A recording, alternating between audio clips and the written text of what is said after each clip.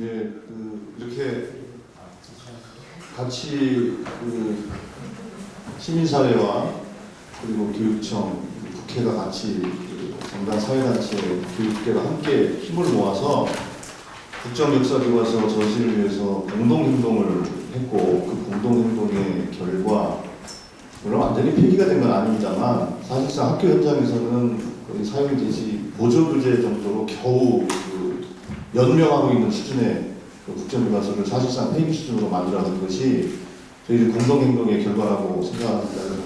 기쁘게 생각하고요.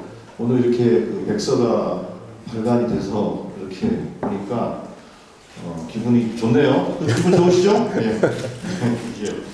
이 백서 자체가 하나의 역사가 이미 됐다고 생각하고요. 우리 국정교과서 저지를 위한 우리의 공동행동이 이미 하나의 큰 역사가 됐다고 생각하고, 국민들이 기대하시고 요구하셨던 이 폐기를 이제 다음 정부가 세워지면 다음 정부에서는 확실한 폐기 수준으로 가서 더 이상 이런 역사를 획일화시키려는 시도가 발을 붙이지 않도록 그 제도와 수준을 좀 더 높이는 그런 다음 단계의 노력을 더 해야 될 것 같고요. 그때까지 저희들의 이 같이 쭉 맞잡았던 이 손이 놓치지 않고 또 굳세게 서로 손을 더 마주 잡고 할 수 있는 그런 공동행동이 되었으면 좋겠습니다.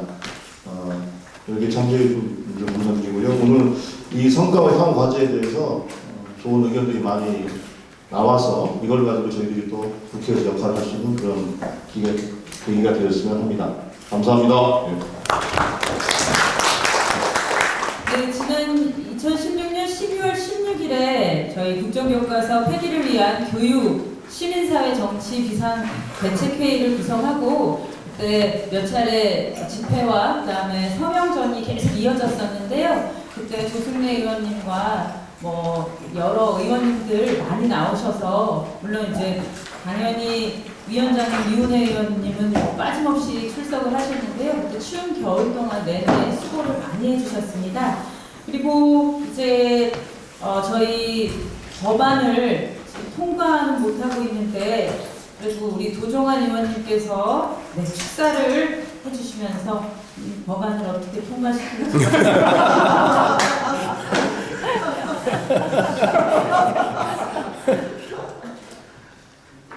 좀 전에 저쪽에서 이제 출판 도서관서 그다음에 이제 책 읽는 사회를 만들기 위한 토론회가 90도 있었습니다. 책 읽는 대통령을 보고 싶다 이런 주제로.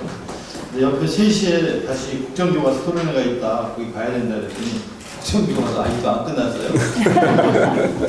끝날 때까지 끝난 게 아니다.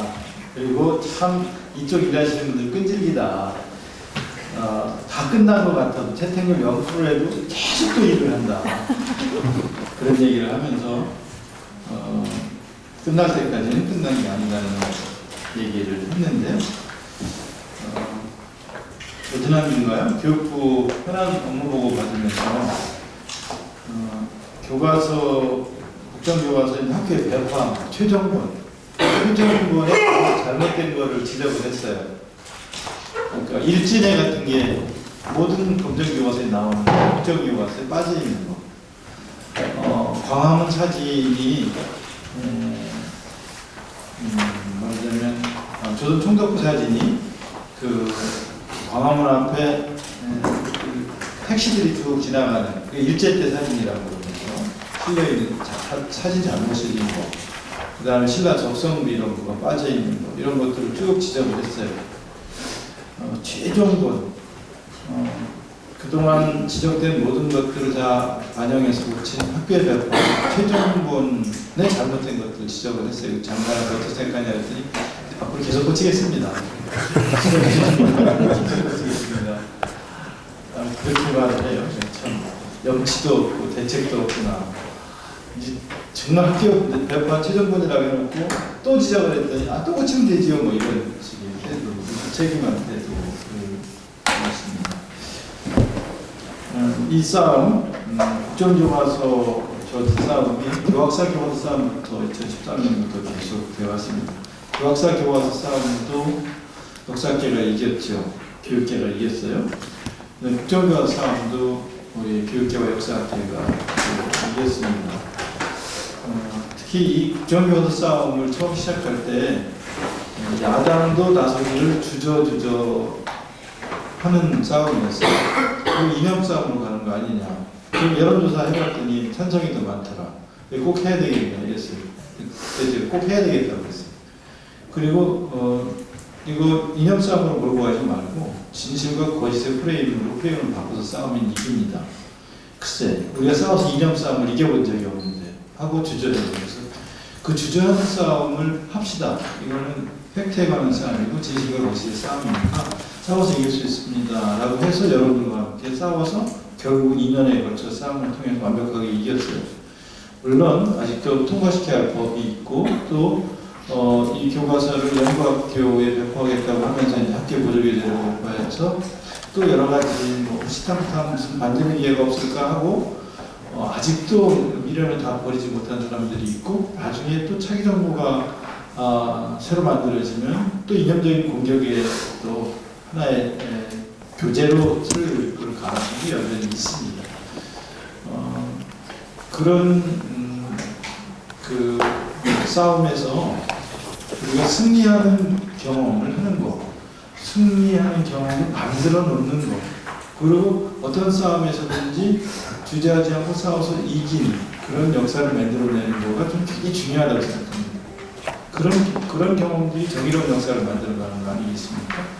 그런 싸움에서 지지 않고 이기는 이런 결과들이 축적되면서 민정부가 만들어지고 그리고 올바른 역사 교육이 이루어지는 거라고 저는 생각을 합니다. 그런 싸움에서 여러분들이 있어서 이 싸움을 이길 수 있었고요. 이겼다기보다 어떻게든 역사를 통해서 미래까지도 지배하고 싶었던 그 욕망의 그 제동을 걸었던 것. 현재를 지배하는 사람이 과거를 지배하고 과거를 지배하는 사람이 미래를 지배할 수 있다는 이 논리를 관철시켜 보고 싶어 했던 것 때문에 결국은 이 싸움을 걸었고 이 싸움에서 우리가 지지 않았고 결국은 그래서 정권을 무너뜨릴 수 있는 상황까지 간 중요한 계기가 이 국정교과서 싸움이었다는 것을 생각하면서 그러면서 이 싸움이 얼마나 중요한 싸움이었던가를 다시 생각하게 됩니다. 누구죠? 이신철 선생이 지난번 저 식사하는 자리에서 민주당이 그동안 한 게 뭐가 있냐고 그러면서 역사 교육의 새로운 방향을 다시 논의한 토론회가 펼쳐야 된다고 해서 또 이번 주에 또 토론회를 합니다. 그런 토론회 지금 좋다고 생각을 하고요. 그래서 역사 교육의 새로운 방향까지를 고민하면서 계속되는 논의와 그다음에 특히 학문적 논의, 교육적 논의 이런 것들이 계속 이루어져 가야 된다고 생각을 하고 그리고 그런 일까지도 여러분들이 같이 해주시면 좋겠다는 말씀을 드립니다. 여러분이 자랑스럽습니다. 여러분 고맙습니다. 네, 감사합니다. 이 자리에 박경미 의원님께서 얘기하고 계신데요. 지난 평일 촛불에 2016년 겨울 아주 찬바람이 불던 비 오는 날이었습니다. 그런데 박경미 의원님께서 촛불 집회를 끝까지 지키시면서 떠시던 추위에 전달받았는데 감회가 새로우실 것 같습니다. 한 말씀 해주시면 감사하겠습니다. 예, 저는 사실 여기 역사교과서 국정화 저지 활동의 끝물에 사실 한 명 거라서요. 20대에 들어온 분들은 그렇죠. 그래서 소감을 얘기할 그런 좀 멋쩍기는 한데요. 지금 여기 보니까 2015년 9월부터, 그러니까 물론 이제 2013년 이제 교학사 때부터 이제 시작된 그런 활동이지만은 2015년 9월부터 해서 1기, 2기, 3기, 그리고 시기적으로 볼 때는 이제 3기 현장 검토본이 공개된 이후부터 같이 활동을 했기 때문에 굉장히 시기적으로는 짧았지만 참 박근혜 최순실 게이트 탄핵 정국과 이 역사교과서 국정화 저지 운동이 이제 맞물려 돌아가면서 참 파란만장했던 그런 시간이었던 것 같습니다. 특히 정말 그 추위 속에서 같이 광화문에서 서명도 받고 하면서 좀 이런저런 기억들이 스쳐가는데 이제 봄꽃 피고 또 이렇게 봄비 내리는 그런 날을 맞이하니까 짧은 활동 기간이었지만 여러 가지 그런 소회를 갖게 됩니다. 여러분들 정말 고생 많으셨고 또 가열찬 투쟁을 해주시느라고 정말 수고 많으셨습니다. 함께 할 수 있어서 행복했습니다. 감사합니다. 네, 또 이 자리에 와 계신 우리 손혜원 의원님께서는 우리가 2015년 9월에 당대표 면담과 원내대표 면담을 쭉 가졌었는데요. 독립운동가 후손과 역사학계 원로분들을 모시고 한 자리를 마련한 적이 있는데 그때 적극적으로 국정교과서 문제는 반드시 싸워야 된다라고 의견을 주셨던 걸로 알고 있습니다.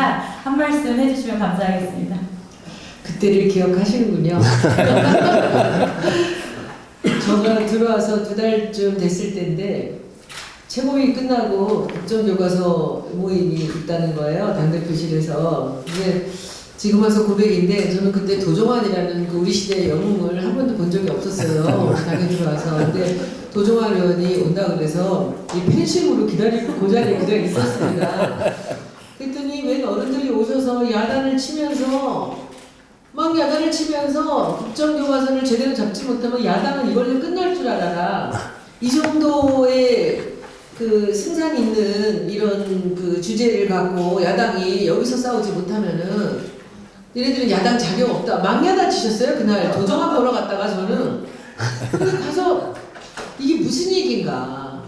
저는 뭐 여러분 잘 아시다시피 전혀 뭐 운동권도 아니고 야권도 아닌 사람이었잖아요. 그래서 이게 무슨 얘기인가 하고 공공이 들면서 점심 약속도 깨고 제가 점심까지 따라갔어요. 쳐다도 안 보시더라고요, 그 어르신들은. 거기서 이제 듣고, 그 다음에 또 도정환 의원님이 이제 국정교과서 관련되는 일을 할 때마다 제가 다 따라다녔어요. 이게 뭔지 알아야 되니까 다 읽어보고.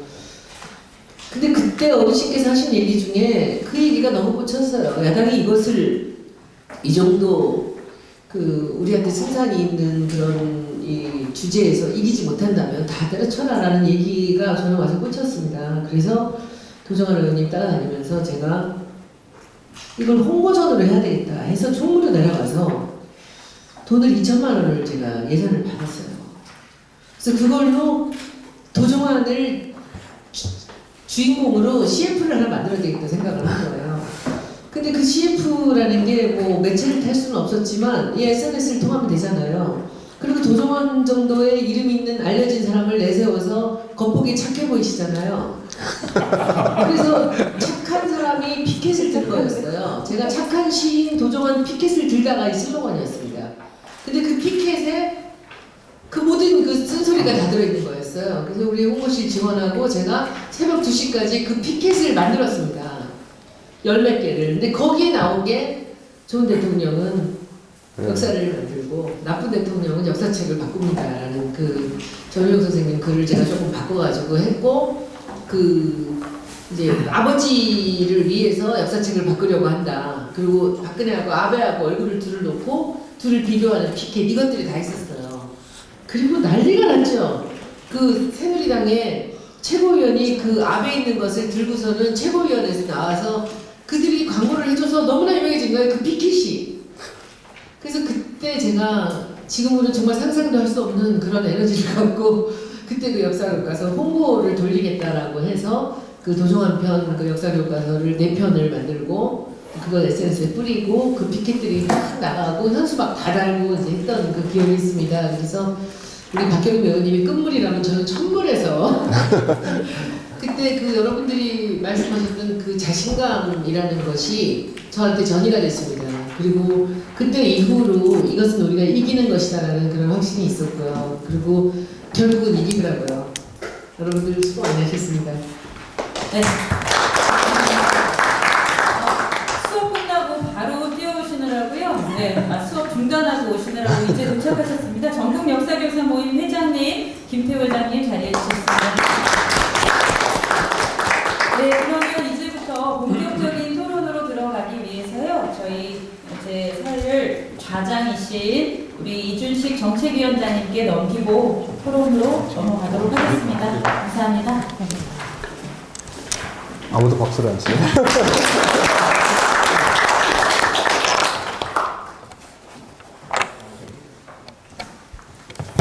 예, 예, 이준식입니다. 좌장이라는 말이 굉장히 낯섭니다. 이름이 좌장으로 되어 있는데, 우리한테 주어진 시간이 5시까지니까 1시간 반 정도 남은 것 같습니다. 그 중간에 한 5분 정도 쉬는 걸 계산하면은 딱 1시간 반 남았는데요. 그래도 뭐 좌장으로서의 최소한의 노릇을 하기 위해서 그 국정교과서 싸움과 관련된 소회를 뭐 간단히 말씀드리자면은, 제가 그 공부하는 사람이어서 국회 도서관에는 자주 왔습니다. 자료를 보러. 근데 국회의원회관이나 국회 본관을 간 거는 정말 살아오면서 드문 일이었는데, 이 국정교과서 싸움하면서 참 의원회관하고 본관을 자주 들락날락 했습니다. 그러면서 이제 얻어낸 결론이, 이번 국정교과서 싸움이 이기는 데는 여러 가지 요인이 작용을 했지만, 그 중에 빠뜨릴 수 없는 게 아까 조성래 의원님이 모두에서 얘기한 것처럼 역사학계와 역사교육계를 포함한 시민사회, 그 다음에 교육청, 그리고 정치권, 야3당이 비교적 긴밀하게 공조하고 연대한 것이 굉장히 큰 역할을 했다고 생각을 합니다. 아마 이 교과서 싸움도 민주화운동의 일부라고 했을 때, 민주화운동에서 이런 경우가 그렇게 흔하진 않았다는 생각이 들고요.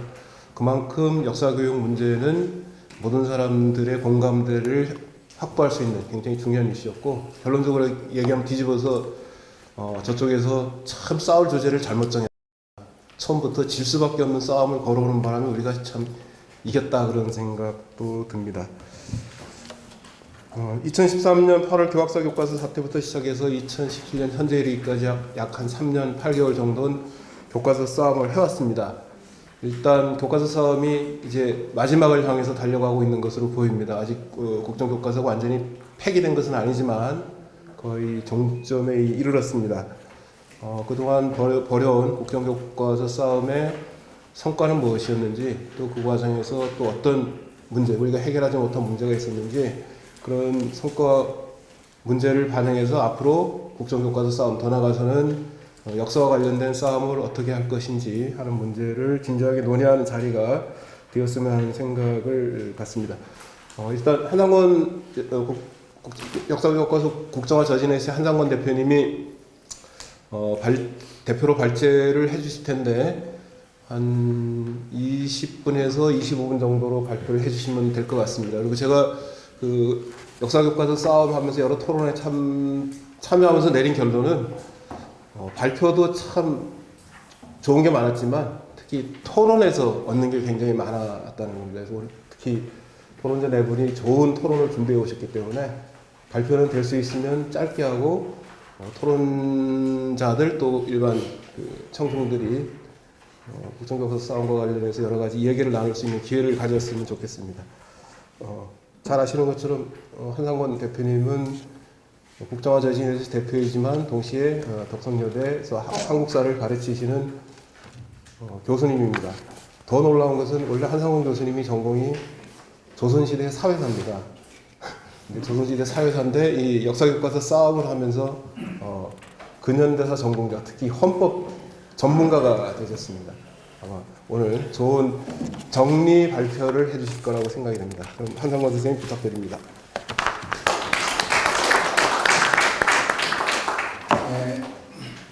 우리 좌장께서 말씀하신 것은 이제 많은 분들의 얘기를 듣게 하기 위해서 저는 이제 물꼬를 트는 파수를 던지는 정도 얘기를 하겠습니다. 그래서 시간은 뭐 20분 내로, 아니 15분 내지 20분 정도 해서 뭐가 문제점이었고 어떤 것이 의미가 있는지를 그냥 짚어드리는 정도로 하고, 그 다음에 여기서 많은 얘기가 나오면 그걸 다시 갖고 종합하는 식으로 그렇게 했으면 좋겠습니다.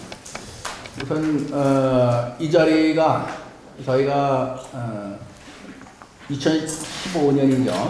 10월 2일 날, 그러니까 저쪽에서 이제 국정행정고시로 행정이 오는 게 10월 12일이니까 한 열흘 전이 되겠죠. 그때 행정예고를 전망하면서 사실 토론을 했던 장소입니다. 그 당시에 도정원 의원님이 좌장을 하셨고 우리 셋이 발표를 하는 자리가 상당히 어떤 그때 참 그 당시에는 사실 이게 뭐 전망은 사실 좀 가능하면 이게 행정예고가 안 됐으면 좋겠고 국정화가 추진 안 됐으면 좋겠다 하는 생각 속에서 시작했는데 저쪽은 그냥 밀어붙였고 그래서 이제 어느 정도 지금 마무리된 단계에 왔는데 감회가 새롭습니다.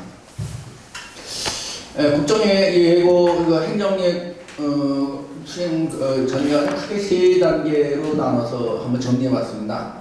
하나는 행정예고 이전 단계, 그러니까 2015년 10월 12일 날 행정예고를 하거든요. 그리고 이제 11월 3일 날 확정고시라는데 그 확정고시 이전 행정예고하는 단계를 한 단계로 나눠봤고 이제 확정고시를 한 다음에 이제 국정교과 쓰겠죠. 그래서 이제 국정교과 최종 나오는 단계까지 그때까지 한 1년까지 되겠습니다.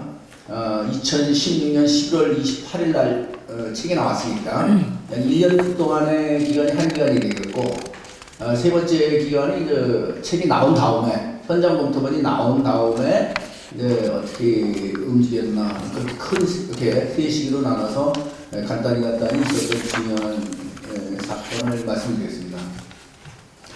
우선 행정예고가 10월 12일 됐고 11월 3일 날 됐는데 확정고시가 그 행정예고 이전 단계에서 중요한 변화 흐름이라고는 역시 이제 앞으로 이 정부가 국정교과서를 강행할 것이다 이런 전제하에서 제일 먼저 여기에서 문제를 제기한 쪽은 역사교사 모임하고 서울대 교수들이었습니다. 역사교사 모임에서 2255명이 9월 2일 날 국정교과서는 안 된다 이렇게 발표했고 같은 날 서울대 교수 34명이 역시 국정교과서는 안 된다. 이것이 이제 출발점이 됐고 그 다음에 이제 두 당사자는 그 역사교사고 또 그 가르치는 분이니까 어쨌든 절박한 심정을 반영한다고 생각이 듭니다.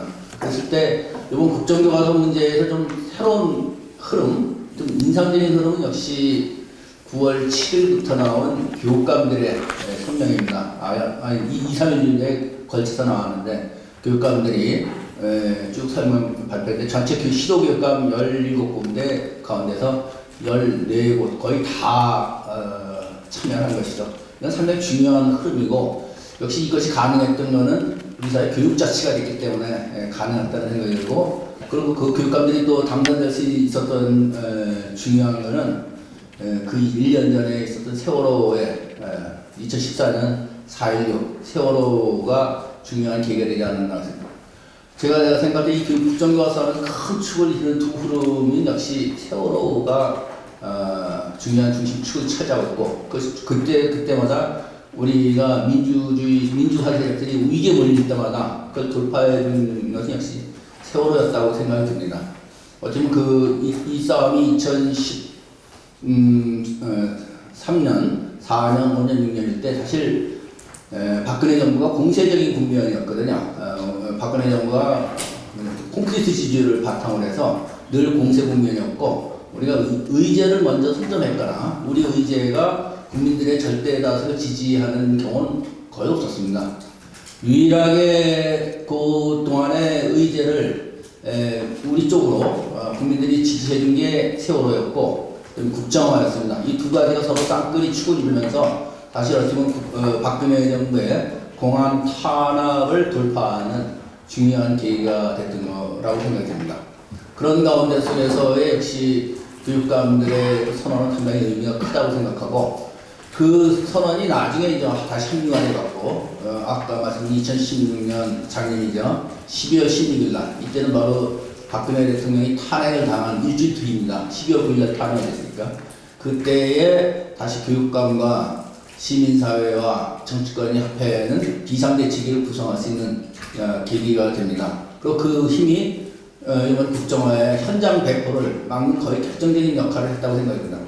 사법부나 입법부 쪽은 크게 법률로 그걸 막았지만 사실 만일 교육감들이 현장에서 그거를 안 막아줬다면은 전체적으로 현장에서 모든 전선이 뚜렷판했는데 아예 저쪽에서 모든 것을 공무원들 시키는 초등학교부터 막고 또 교육감들이 그렇게 하는 데에서는 역시 상당히 중요한 교육자체의 중요성이 다시 한번 부각된다고 했습니다.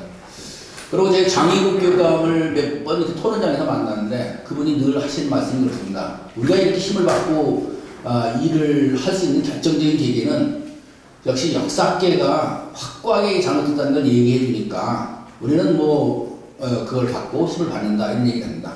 그랬을 때 볼 때 제가 우리 국정화 싸움에서 크게 역시 승리할 수 있었는 건 전문가 집단의 확고한 논리적 기반의 구축이 있었고 그것을 또 실질적으로 받은 대중들의 열화와 같은 지지 이게 있었다고 생각합니다. 즉 전문성과 대중성이 유기적으로 결합됐다. 물론 그 유기적으로 결합시키는 데는 수많은 사람들의 헌신성과 자발성이 물론 개입됐겠죠. 그것이 두 개가 있다고 해서 그것이 승수작용을 일으킨 건 아닌데 두 개를 그 전문성과 대중성 이 두 개를 화학적으로 결합시켜갖고 효과를 내게 하는 데는 이제 무수히 많은 분들의 보이지 않는 희생과 노력이 있었다는 생각입니다. 그것이 결국 국정화 싸움을 하면서 서로가 서로에 대한 신뢰가 더 높아지고 또 그러면서 어떤 우리 민주화 운동의 전범 모델을 만들 수 있는 계기가 되지 않았나 이렇게 생각합니다. 그래서 11월 3일 이전까지는 역시 서명운동부터 시작하고 국민대회부터 시작하고 여러 가지 있었는데 그런 것들이 결국은 시민들은 약 100만 명 이상 서명을 했고 또 그 당시 의견을 수렴하라고 할 때 약 40몇만 명이 의견서를 냈습니다. 의견서를 냈는데 45만 명이 냈는데 잘 아다시피 교육부는 가능하면 의견을 안 받으려고 해서 이메일 수렴도 안 하고 팩스도 한 대만 넣고 그것도 가보면 꺼져 있고 막 이런 상태였습니다. 그런 상태를 다 돌파하고 무려 45만 명이 의견 수렴을 할 때 사실 대부분 그다음 10만 명이 이제 찬성인데 그건 나중에 이제 차떼기로 들어온 겁니다. 그러니까 실적으로 자발적으로 들어온 한 35만 명 이상은 역시 헌신성이 있지 않고 불가능한 거죠. 그걸 일일이 다 프로그램을 만들어갖고 접수시키게끔 하는 그 엄청난 노력이 있었기 때문에 가능한 것인데 그런 데에서 역시 많은 분들의 진짜 보이지 않는 희생과 이건 반드시 막아야겠다는 이러한 헌신성과 자발성이 없다면은 거의 불가능했다고 생각합니다. 어쨌든 첫대기 나중에 그러니까 45만 건이 접수가 됐고 그 중에서 30만 건이 이제 반대로 나왔고 15만 건이 찬성으로 나와서 결국 그러면 이제 행정예고 취지에 맞춰서 이걸 중지해야 되는데 그다음 11월 3일 날 강행을 한 거죠. 11월 3일 국정화를 강행할 때 왜 이 사람들이 했을까? 여러 가지 이유가 있겠지만 제가 생각할 때 역시 국민 여론이 안 하는 생각입니다. 그 당시에 그 직전에 여론조사라면 국민 여론이 국정조사에 대해서 찬성이 많았거든요. 그러니까 이 정도면 우리가 강행을 할 수 있겠다. 한 2% 정도 두 군데 여론조사였는데 한 군데는 이제 동률은 아주 좀 다른 데는 한 2~3%가 높았습니다. 찬성이. 그렇기 때문에 그것이 아마 이 사람들이 여러 가지 요인 중에서 우리가 2014년부터 이 사람들 국정화할 것이라 했지만 계속 미루다가 역시 강행하게 되는 자기네들 우호적인 국민 여론 그리고 콘크리트 지지율 동시에 공세 국면을 취하는데 여기서 국정화 이데올로기 싸움으로 그걸 갈 때 공세 국면을 더 확고하게 할 수 있다. 여러 가지 요인이 잠겨있죠. 여기 핵심적인 건 저는 국민 여론이라고 봅니다. 근데 그 국민 여론이 사실은 뒤집어졌죠. 뒤집어졌습니다. 11월 3일 날 결과에서부터 10여% 차이가 나기 시작하면서 이제 뒤집어졌고 사실 그 뒤집어진 다음에 4.13 총선이 있었죠. 4.13 총선이 2016년에 있었습니다. 그때에 또 역시 이제 총선 시민 네트워크가 10대 좋은 정책 베스트 10 했을 때에 국정교과서 100일 이것이 두 번째로 올라갔습니다. 세월호 진상규명이 첫 번째고 우리 국정교과서 폐기가 두 번째. 우리 사회에 얼마나 많은 문제가 있습니까? 근데 국정교과서 폐기가 사실 두 번째로 올라갔다는 것은 상당히 중요한 의미를 지닌다고 생각합니다. 그때 그러한 것이 결국 그리고 이제 국정교과서를 반대 여론이 우세를 한 것이 어찌 보면 4.13 총선에서 야당이 승리할 수 있는 미리 어떤 조짐을 보여준 것이 아닌가 생각이 듭니다. 어쨌든 국정교과서 문제가 국민들의 반대가 높다는 것에 근거해 갖고 뭐 그전도 물론 반대하겠다고 생각했지만 많은 야당들이 국정교과서 폐기를 정책으로 다 받았습니다. 야당당이 다 받고 그래서 결국 그것이 이제 나중에 국회를 개원할 때 국정교과서 폐기를 촉구하는 움직임의 바탕이 됐고 2017년 1월 20일 날 국정교과서 폐기할 때 야3당이 아무런 무리 없이 쉽게 이렇게 공조할 수 있었던 건 역시 그 총선에서 공약으로 내건 것이 주요했다고 생각이 듭니다.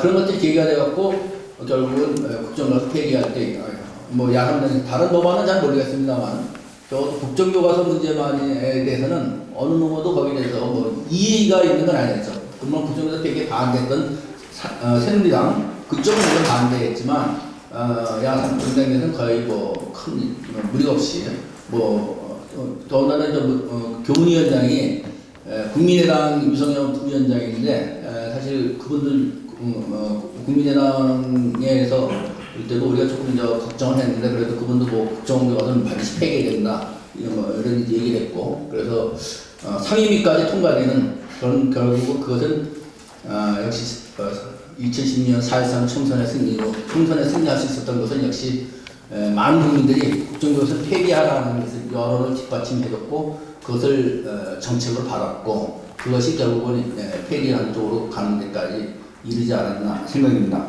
그래서 이 단계는 결국 그런 거고 이제 이제 지금 이제 핵심적인 거는 이제 역시 폐기한 이후 11월 28일 현장 검토본 이후가 되겠습니다. 자료적으로 7쪽이 되겠는데요. 현장 검토본이 이제 마침내 11월 28일에 발표가 됐고 그쪽에서 그 이전에 그 국정교과서를 강행하는 쪽의 논리가 크게 늘 이유가 있습니다. 아직 책도 내용도 안 보고 그러면서 내용도 안 보고 검토 비판하냐는 얘기 하나였고 우리 친일 뭐 이런 얘기를 하게 되면은 일어나지도 않을 일이다. 그건 걱정하지 말라. 이게 박근혜 대통령이 하는 얘기거든. 그래서 국회에서 본인이 시정연설하면서 예산안 때 나와서 시정연설하면서도 그런 얘기를 했죠. 만일 이게 국정교과서 내용이 잘못되면 자기가 먼저 나서서 맡겠다. 뭐 이런 식으로 얘기하면서 사실 아직 보이지도 않은 내용 왜곡될 가능성도 없다. 왜 그걸 미리 4년에 시비를 거냐 이런 식으로 이제 계속해서 방어를 했는데 마침내 11월 28일에 책이 나왔기 때문에 이제는 그 논리는 이제 조금 수그러들 수밖에 없겠죠. 그 과정 속에서 짧은 기간 현장 검토본이고 확정 공부까지 약 한 달 12월 20일까지 약 한 달 동안의 기간 동안에 역사학계와 역사위원대의 교사 모임이 이루어질 거라 해서 5번의 검증을 거쳐갖고 이 교과서가 얼만큼 이제 엉터리인지 역시 여기서도 이번에도 역시 전문성이 유감없이 발휘된 계기가 됐습니다. 이 교과서의 프레임부터 시작해갖고 내용 뭐 모든 것을 다 집어넣어갖고 오류투성이에 왜곡된 교과서라는 것이 국민들한테 이제 충분히 설득이 되면서 그 이후에는 상당히 저희가 유리한局面에 접어들었다고 생각합니다. 더군다나 이제 바로 최순실 게이트가 터져갖고 박근혜 대통령마저 이제 탄핵되고 뭐 이렇게 되면서 뭐 저희가 상당히 좀 싸움을 쉽게 할 수 있었던 것 같습니다. 현재는 그다음에 또 저희 중요한 성과라고 하는 건 역시 문명고의 그 현장 그에서의 그 학부 상당히 중요한 성과라고 생각합니다. 특히 중요한 거는 그 대구지방법원의 가처분 신청 인용 판결문입니다. 제가 그 판결문을 상당히 읽어본 바에는 상당히 잘 쓴 판결문이라고 생각합니다.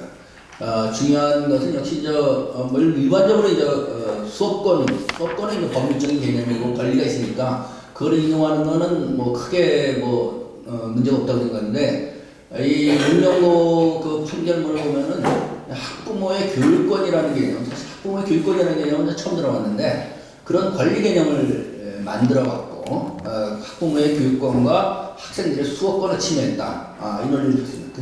하나의 권리를 만들어냈다는 면에서 상당히 그 판사가 훌륭한 판결을 했다는 생각이 들고, 또 하나는 이 판결문에서 예단을 하고 있다는 걸 느꼈습니다. 이 판결문에 보면 이 국정교과서를 왜 쓰면 안 되냐 할 때 뭐 어쩌면이라는 부사를 붙였지만 어쩌면 이 교과서가 이 국정교과서가 헌법에서 우연될 가능성, 우연될 수도 있다. 즉, 그러니까 이 판사는 국정교과서 우연 가능성을 상당히 높게 보면서 판결을 내는 걸 생각합니다. 이 부분은 우리한테는 상당히 중요한 건데, 저희가 2015년 12월 23일 날 국정교과서에 우연 소송을 냈는데, 지금까지 물론 헌재가 지금 물론 여러 가지 바빠서 이 문제를 검토하지 않았지만 앞으로 검토하리라고 생각합니다. 그러면 만약 이것이 우연 소송이 난다면은 뭐 국회에서 굳이 법을 만드느라 이게 싸울 필요도 없는 거고, 그래서 상당히 중요한 저희가 그 성과를 거둘 수 있을 거고, 헌법에 의뢰된다고 그러니까 그러니까 앞으로 더 이상 뭐 국정교과서 우리 사회에 거론될 수 없겠죠. 그런 점이 사실 우연 소송이 상당히 중요한데, 사실은 이거 잘 아시다시피 헌재의 재판소의 구성원이라는 게 거의 뭐 우익적인 사람들로 구성되어 있다는 건 이번에는 좀 예외적으로 판단했지만, 이전에 통진당 판결을 보면은 민주주의 사회에서 정당을 해산다는 건 도저히 있을 수 없는 일인데, 그런 걸 아무 눈 하나 깜짝하지 않고 하는 사람들이 9명 중에 8명 있는 데잖아요. 그랬을 때 이 헌재가 과연 이 문제에 대해서 우연 판결을 할 것인가 하는 것은 조금 이제 뭐 유보적이지만, 이미 97년에 당시에 그 국정교과서가 문제가 많고 우연적인 요소는 있지만 뭐 이러면서 합헌 판결을 내린 게 있었습니다. 그렇지만 그 이후에 달라진 점은 2013년에 유엔에서 국정교과서 문제점이 있다는 아주 보편적인 기준이 하나 나왔고, 또 우리가 15년 그 우연소송을 낼 때 97년에 우연소송은 어떤 그 국어교사 개인이 낸 것이지만 2015년에 저희가 우연소송을 낼 때 대중적인 의지를 모아서 약 4,000명의 학부모들의 의견을 받아서 한 것이기 때문에 아마 헌재가 그 이전과를 그렇게 달리 쉽게 합헌 판결을 내리기는 쉽지 않겠다. 그래서 저희가 생각할 때 헌재가 어떤 입장을 취할 것인가 할 때 저희가 예언하게 이 4.13 총선에서 만일 여당이 이기면 합헌 판결을 내릴 거고 야당이 이기면 판결을 안 내릴 것이다. 그런데 역시 판결을 안 내리고 있는 거죠. 그래서 앞으로 이제 어쨌든 그 상황이 바뀌고 만일 정권도 바뀌고 이런다면 저는 자체적인 이 현재 추세로 볼 때 우연 판결을 내릴 거라고 생각하고, 그 우연 판결이 낸다면 이 모든 문제가 깔끔히 정리될 수 있는 계기가 되지 않을까 생각합니다. 그럼 이 국정교과서 운동의 한 5분만 더 얘기했는데, 성과와 과제를 과정을 너무 길게 얘기했습니다. 역시 아까 뭐 도정원 의원도 말했지만 이게 프레임 싸움으로 갈 때 우리 사회의 반공, 중공 뭐 이런 식으로 색깔로 넘어가게 될 때 우리 사회는 사실 거의 헤어날 길이 없습니다. 근데 그 프레임 싸움에서 거의 우리 쪽에서 밀리지 않았다는 거. 저희는 친일 독재라는 프레임을 걸었고 저쪽은 이제 종북 뭐 이런 프레임을 걸었죠. 근데 국민들이 역시 이제 친일 독재 프레임 쪽을 더 많이 지지해줬고, 그건 안 된다. 여기까지 국민들이 합의를 본 것 같습니다. 그래서 제일 큰 문제는 역시 우리 사회 한 50년 동안 맹위를 떨쳤던 그 친일 독재 반공으로 축적된 이 냉전 이데올로기, 이것을 맞서서 어쨌든 뭐 극복까지는 뭐 시키지 못했지만 일단 무기력화 시켰다. 이거는 아마 제가 지금 이 얘기를 왜 하느냐면 앞으로 이걸 극복하려면 끊임없이 민주 시민에 대한 그 의식이 내면화돼야지만 가능할 거라고 생각하고, 그런 의미에서 지금 시도교육청이나 이런 데서 하는 민주시민 교육 프로그램, 각 그 교육위원회를 역사위원회를 구성하는 그 프로그램을 우리가 체계적으로 지지하고 연결할 수 있는 어떤 시스템을 만들어갖고 민주교육을 시켜야겠다는 것이 그래야지만 이건 완전 우리 사회에서 없어지는 거죠. 즉 결국 그래서 이 역사교육에서 우리가 향후 가야 할 길은 역시 이 냉전 프레임 우리 사회 50년 동안 지배했던 박정희 프레임 이걸 극복할 수 있는 단초를 마련했다. 일단 무기력화시켰다. 저쪽에 늘 쓴 것이 그런 역사 교과서 뭐 90%가 역사자의 좌파하고 무슨 뭐 교과서가 뭐 다 빨갱이 매 그것만 갖고 우리 국민들 설득했는데 그 프레임이 거의 안 먹혀 들어갔다는. 또 하나 더 중요한 얘기는 이번 기획전에서 역사교육을 올바로 하는 역사교육의 필요성, 중요성이 국민들한테까지 많이 알려지게 됐다는 거예요. 사실 그 이전까지만 뭐 국사편찬위원장이 누군지 뭐 그런 걸 아는 사람이 거의 없죠. 근데 누구나 다 국사편찬위원장도 이름도 알게 되고 교과서가 뭐 엄청나게 국민들한테 역사교육의 중요성을 설득하게 된 겁니다. 그리고 저희도 대항 논리를 마련하기 위해서 그 이전에 전혀 뭐 안 봤던 97년의 헌법재판소 판결문도 다시 한번 읽게 됐고 2013년 유엔의 역사 권고안도 보게 됐고 보이텔스 바우 협의도 보게 됐고 유럽 평의의 역사 교육도 보게 됐고 그래서 우리도 그 이번 투쟁을 통해서 상당한 많은 역사 교육을 어떻게 할 것인가에 대해서 고민과 성찰을 할 수 있는 계기가 마련됐다는 거예요. 이거는 왜 중요하냐면 우리가 2019년 내후년이면 대한민국이 민주공화국을 선언한 지 100주년이 되는 해입니다. 100주년이 되는 해에서 그것에 우리가 프레임을 맞춰갖고 어떻게 민주공화국에 걸맞는 민주시민을 걸러날 것인가 이런 저희가 큰 프로젝트를 갖고 그 교육을 할 수 있고 또 세계 여러 나라의 보편적인 프레임이 있으니까 그걸 우리한테 적용시켜가면서 하면 제가 볼 때는 보수 세력들의 그 중국 프레임을 무찌를 수 있는 아주 중요한 무기가 우리가 이번에 확보했다. 또 국민들의 지지까지 있고 그랬을 때 저는 이번 기회를 통해서 진짜 역사 교육은 어떻게 하는 것이 올바른 것인가에 대해서 한번 성찰할 수 있는 시간이 됐으면 좋겠습니다. 그리고 그런 걸 할 수 있는 것이 어쨌든 지난번에 아까 말씀드렸던 그 비대위에서 교육감과 정치권과 시민단체, 역사계가 다 이렇게 공감대가 형성됐기 때문에 저 생각에는 그렇지 않고 처음부터 뭐 서로 원론적으로 들어가려면 그런 조직을 형성한다는 것 자체가 어렵겠지만 충분히 마련됐기 때문에 그 자산을 바탕으로 해서 그런 교육을 시키면 좋겠다는 생각이 듭니다.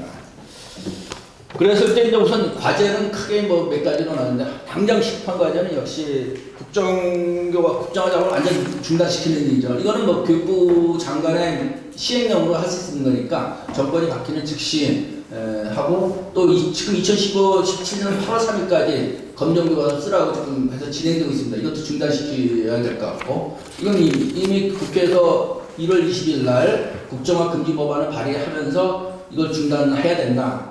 2019년으로 미뤄야 된다는 게 저희는 그보다 더 2020년까지 미루는 것을 제안합니다. 그리고 이제 제도정치 마련하기 위해서 저희가 엊그저께 토론했는데 역사교육위원회 같은 거를 그 독립적인 기구로 만들어서 그 시도교육청에서 있는 역사교육위원회를 연계하면서 여러 가지 이제 역사 정책도 마련하고 교과서는 어떻게 마련할 것인가는 독립적인 기구가 있었으면 좋겠다 하는 얘기가 나왔습니다.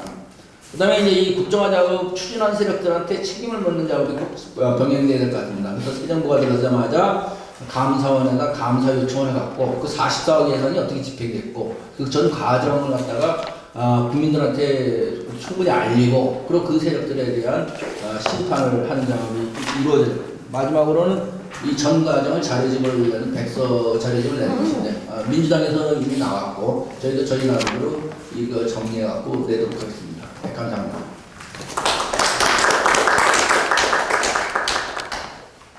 예, 시작한 지 1시간이 조금 안 됐지만 그래도 한 5분 동안 쉬는 게 좋겠죠? 예, 네? 아, 그래요? 예, 그러면은 뭐 쉬는 건 각자 알아서 쉬시는 거 같고요. 그 토론으로 바로 들어가도록 하겠습니다. 아까 뭐 시작하면서 이 토론하실 분들을 다 소개를 했기 때문에 따로 소개해드리지는 않겠습니다. 먼저 유은혜 위원님께서 토론을 해주시겠습니다.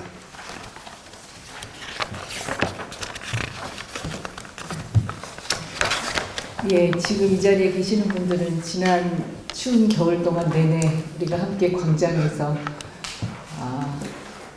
서명과 또 캠페인과 기자회견을 하면서 오랫동안 함께했던 과정이 있어서 그런지 다 가족 같은 그런 느낌이 있습니다. 앞서 우리 한상권 대표님께서 다 그동안의 활동 경과나 성과 그리고 앞으로 향후 과제까지 말씀해 주셨기 때문에 저는 저희 더불어민주당의 특위의 활동의 성과와 국회를 중심으로 향후에 남은 과제들을 어떻게 해결할 것인가를 좀 압축적으로 정리해서 말씀드리겠습니다. 여러 의원님들 그리고 이 자리에 참석하지 못하셨지만 교육감님들 또 역사학자분들 시민사회단체의 많은 분들이 사실은 학생, 교사, 학부모 할 것 없이 모든 국민들의 염원이 지난 촛불광장에서 또 모여졌고 그 결과 우리는 박근혜 정부 내내 싸워왔던 역사교과서 싸움에서 승리할 수 있었고 우리 아이들의 미래를 지켜낼 수 있었다고 생각합니다. 정말 감사 또 감사하다 이런 생각이 들고요. 저는 개인적으로도 이 특위위원장을 맡으면서 이게 제대로 잘 마무리될 수 있을까 참 걱정을 많이 했는데 나름대로 이렇게 의미 있는 성과를 거둘 수 있어서 굉장히 특별한 좋은 경험을 했다 이렇게 개인적으로도 의미를 두고 있는데요. 무엇보다 이 과정의 승리는 국민의 상식이 만들어낸 그런 승리였다고 생각합니다. 잘못된 것을 이렇게 함께 단결하고 연대하면 해결할 수 있구나 하는 그런 희망의 또 경험을 우리가 공유할 수 있도록 만들어준 아주 특별한 경험이 아니었나 이런 생각도 하고 있습니다. 무엇보다 마지막에 남았던 그 연구학교로서 문명고등학교와 관련해서 굉장히 걱정을 많이 했었는데 학생과 학부모님들 그리고 교사들이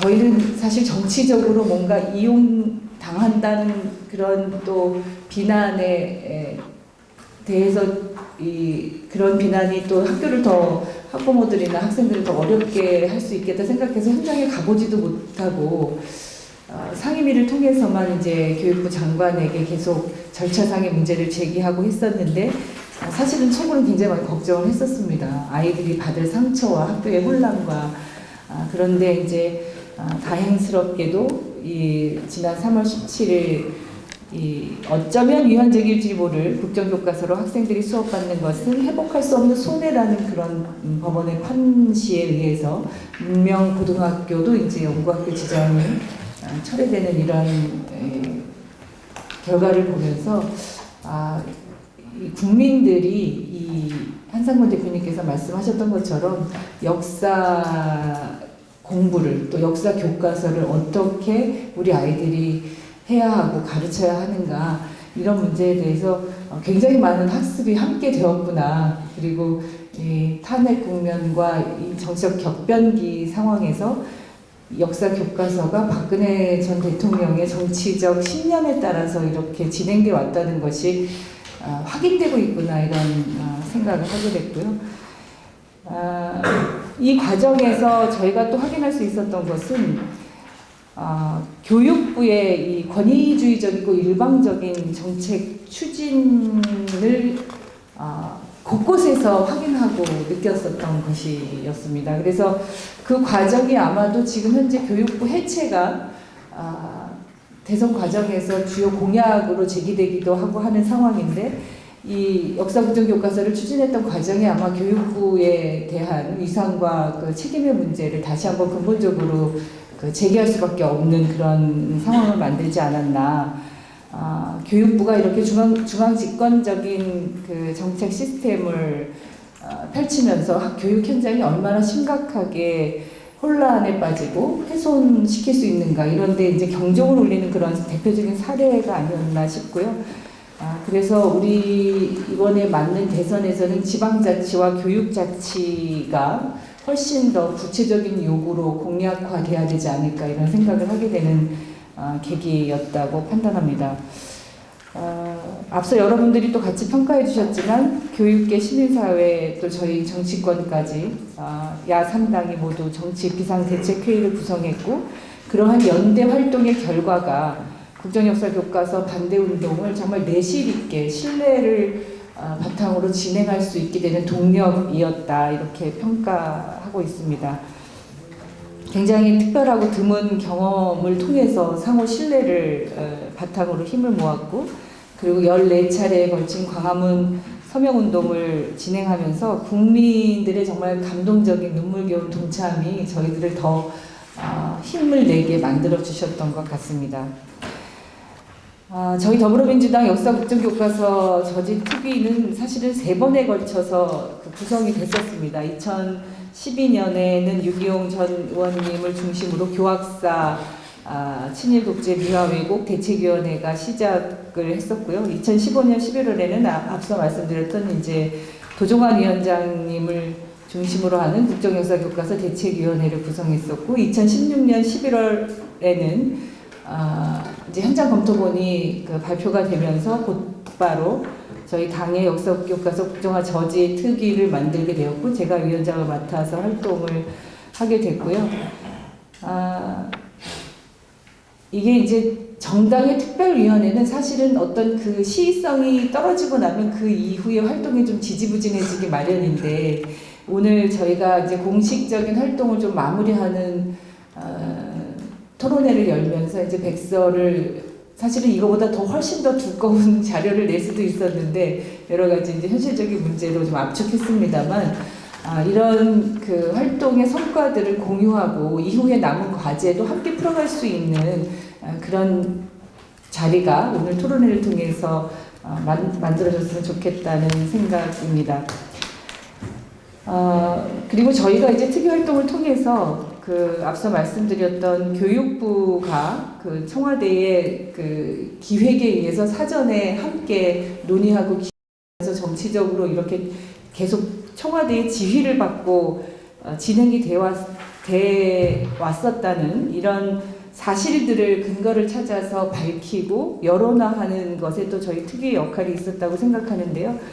특히 이제 최순실 국정농단의 상황이 밝혀지면서 김영환 전 청와대 수석의 업무 노트나 또 안정범 전 청와대 수석의 메모 노트를 통해서 청와대에서 박근혜 전 대통령이 정치적 신념에 따라서 차근차근 아주 오래전부터 계획하고 추진하고 점검하고 끝까지 이렇게 압박하고 했다는 정황들과 근거들을 포착하고 그것을 이제 저희가 특검의 수사 요청까지 요청서까지 제출을 했습니다만 그것은 이제 이후에 또 법적으로 어떻게 진행될 수 있을지는 조금 더 남아 있는 이제 과제라고도 봅니다. 해서 지금 이제 몇 달 동안에 어떻게 보면 길었지만 어떻게 보면 그 짧은 기간 내에 여러 정치적 상황과 또 연대의 힘을 통해서 저희가 그 국정역사 교과서를 최소한 이제 보조교재 정도로 이제 학교에 배포되는 정도로 이렇게 마무리되었는데요. 사실 끝날 때까지 아직 끝은 나지 않았다고 생각합니다. 지금 앞으로 우리에게 남아있는 과제는 이미 이제 교육부가 발표했던 국검적 혼용에 대한 고시를 다시 개정해야 하고 또 2015년 그 개정 교육 과정에 대한 재논의를 통해서 지금 졸속적으로 진행되고 있는 그 검정교과서 집필과 관련한 것을 바로 잡아야 될 일들이 우리 앞에 또 시급한 과제로 남아 있다고 생각합니다. 그래서 대선 이후에 무엇보다도 이 국검정 혼용을 중단하기 위한 행정 절차를 신속하게 진행해야 될 것이고요.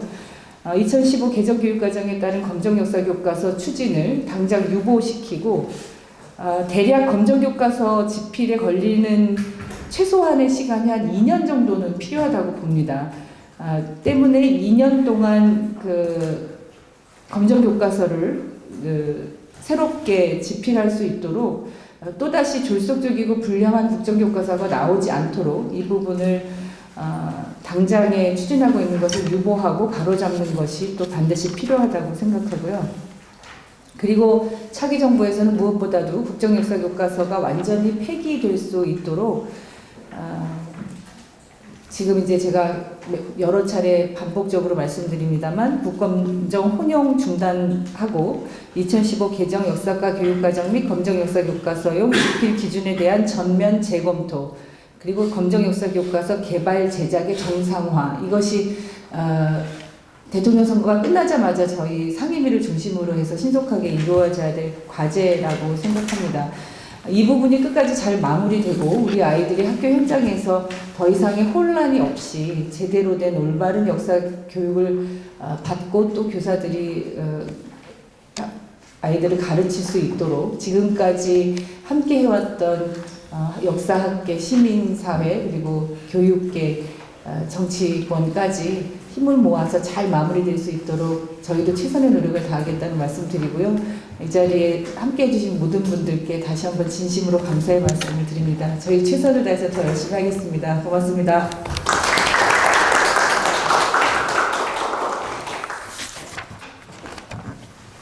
예, 차기 정부에서 지금 현재 교육부에서 진행하고 있는 교과서 개발 과정을 전면적으로 재검토하고 중단하겠다고 말씀하시니까 갑자기 힘이 막 생기는 것 같습니다. 틀림없이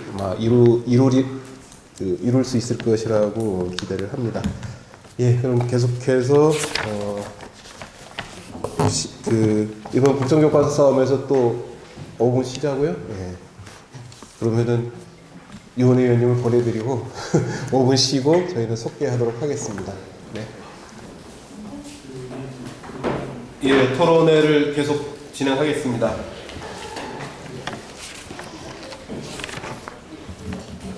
다음 토론은 서울시 교육청 민주시민교육과 장학사인 김선옥 선생님이 맡아주시는데요. 제가 알기로는 김선옥 선생님도 역사교사 출신으로 알고 있는데 맞습니까?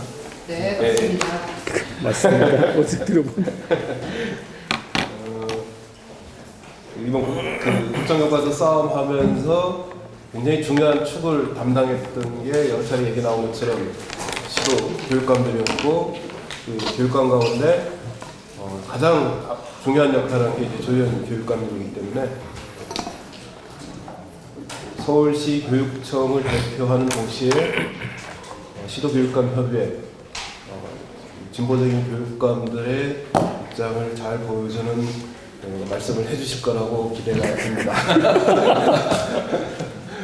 예, 부탁드립니다. 네, 안녕하세요. 서울시교육청 민주시민교육과 역사 담당 장학사 김선옥입니다. 네, 몇 가지만 말씀드릴게요. 저희가 요구하는 궁극적인 거는 역시 그 국정 교과서를 법적 제도적으로 폐기하는 거고, 또 교육과정을 개정하고 집필 기준을 다 개정해서 새로운 교과서를 만들자라는 얘기인데요. 그거는 앞서서 해주셨고 이따가 두 분께서 계속 해주실 거기 때문에 저는 좀 행정적인 얘기를 좀 말씀드리겠습니다. 지난 5개월간은 저에게 굉장히 지옥 같은 시간이었는데요. 교육부는 협박하고 박사모는 전화해서 쌍욕하고 그다음에 이 업무 과다가 정말 심했기 때문에 우울증이 쌓였던 5개월이었습니다. 그런데 이게 끝날 듯 끝나지 않는 그게 정말 너무너무 오래오래 가서 괴로웠고요. 또 이제 괴로운 중에도 저희 교육감님이 계속 앞장서서 이렇게 해주시니까 제가 또 뒤에서 받쳐드리는 역할을 많이 했습니다. 그리고 아까 유은 의원님께서 가버리셨는데요. 꼭 드릴 말씀이 하나 있었는데 혹시 보시면 전해주십시오. 이렇게 바쁜 중에도 의원들은 요구자료를 계속 요구합니다. 그래서 똑같은 요구자료를 계속 이분이 아까 여기 오셨던 한 분씩 다 한 번씩 똑같은 자료를 요구하시거든요. 그런 것 좀 없앴으면 좋겠습니다. 좀 공유 좀 하시라고 말씀드리고 싶고요. 수많은 성명서 쓰고 이런 거는 여기 들어있지 않지만 여기 추진 경과를 보면 쭉 했던 일들을 한번 정리를 해봤습니다. 그래서 끝날 듯 그러나 끝나지 않았던 일들이 언제 끝났다고 제가 생각이 드냐면요. 3월 10일 이후로 교육부가 돌아섰습니다. 입장 정리를 이제 그때서야 하더라고요. 그래서 어떤 일이 있었냐면 그 오른쪽에 보면 3월 8일부터를 좀 봐주시면요. 신청 영상을 딱 제출하고 나서 3월 10일 그 다음에 교육부에서 담당 시도교육청에서 역사 담당하시는 장학사님들을 회의를 소집했습니다. 그래서 갔는데 이때는 그 탄핵 결정 전날이었습니다. 근데 갔는데 이제 연수를 하겠다고 이 책정 예산 6억짜리 연수를 하겠다고 하면 무엇을 얘기했냐면 2015 교육과정을 각 시도로 찾아가서 연수를 하겠다라는 걸 발표하신 거예요. 그래서 이거 거의 뭐 관제연수거든요, 이거는. 그래서 2015 역사과 교육과정은 이미 많은 비판을 받고 있고 곧 개정될 건데 왜 그걸 그렇게 하려고 하냐라고 물어봤더니 교육부에서 뭐라 하시냐면 이미 예정된 거기 때문에 해야 된다 이렇게 말씀하셨거든요. 절대 그 입장을 바꾸지 않았습니다. 그때 시도교육청 장학생들이 모두 다 항의했지만 바꾸지 않고 있었어요. 그래서 3월 10일 날 탄핵이 결정됐습니다.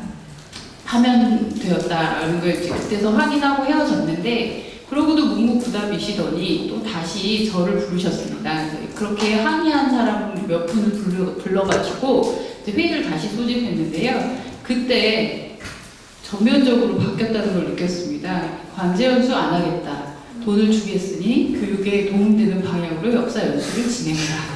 이렇게 180도 바뀌셔가지고 이제 그때부터 이제 좀 바뀌었구나 하는 생각이 들었고요. 또 그전에는 국편에서 저를 불렀습니다. 요즘 저를 자꾸 부르시는데요. 그전에는 막 이렇게 가겠다고 해도 오지 말라고 했었는데 이제 부르십니다. 국편에서는 뭐를 했었냐면 우리 역사 바로 알기 대회라는 게 15년째 되고 있는 대회가 있는데요. 거기에서 국편이 어떤 데입니까? 교과서 만들 때 아닙니까? 거기서 저를 불러가지고 회의를 하면서 그 올해 우리 역사 바로 알게 되면 어떻게 진행하면 좋겠다, 주제를 뭘로 하면 좋을까 막 이러면서 이게 물어보셨어요. 그래서 저는 올해는 6월항쟁 30주년이니까 그거 가지고 하자고 해야지 하고 마음의 준비를 하고 딱 갔는데 이미 문건을 만들어 놓고 있었습니다. 제목이 뭐였냐면 민의 성장과 민주주의의 발달이었습니다.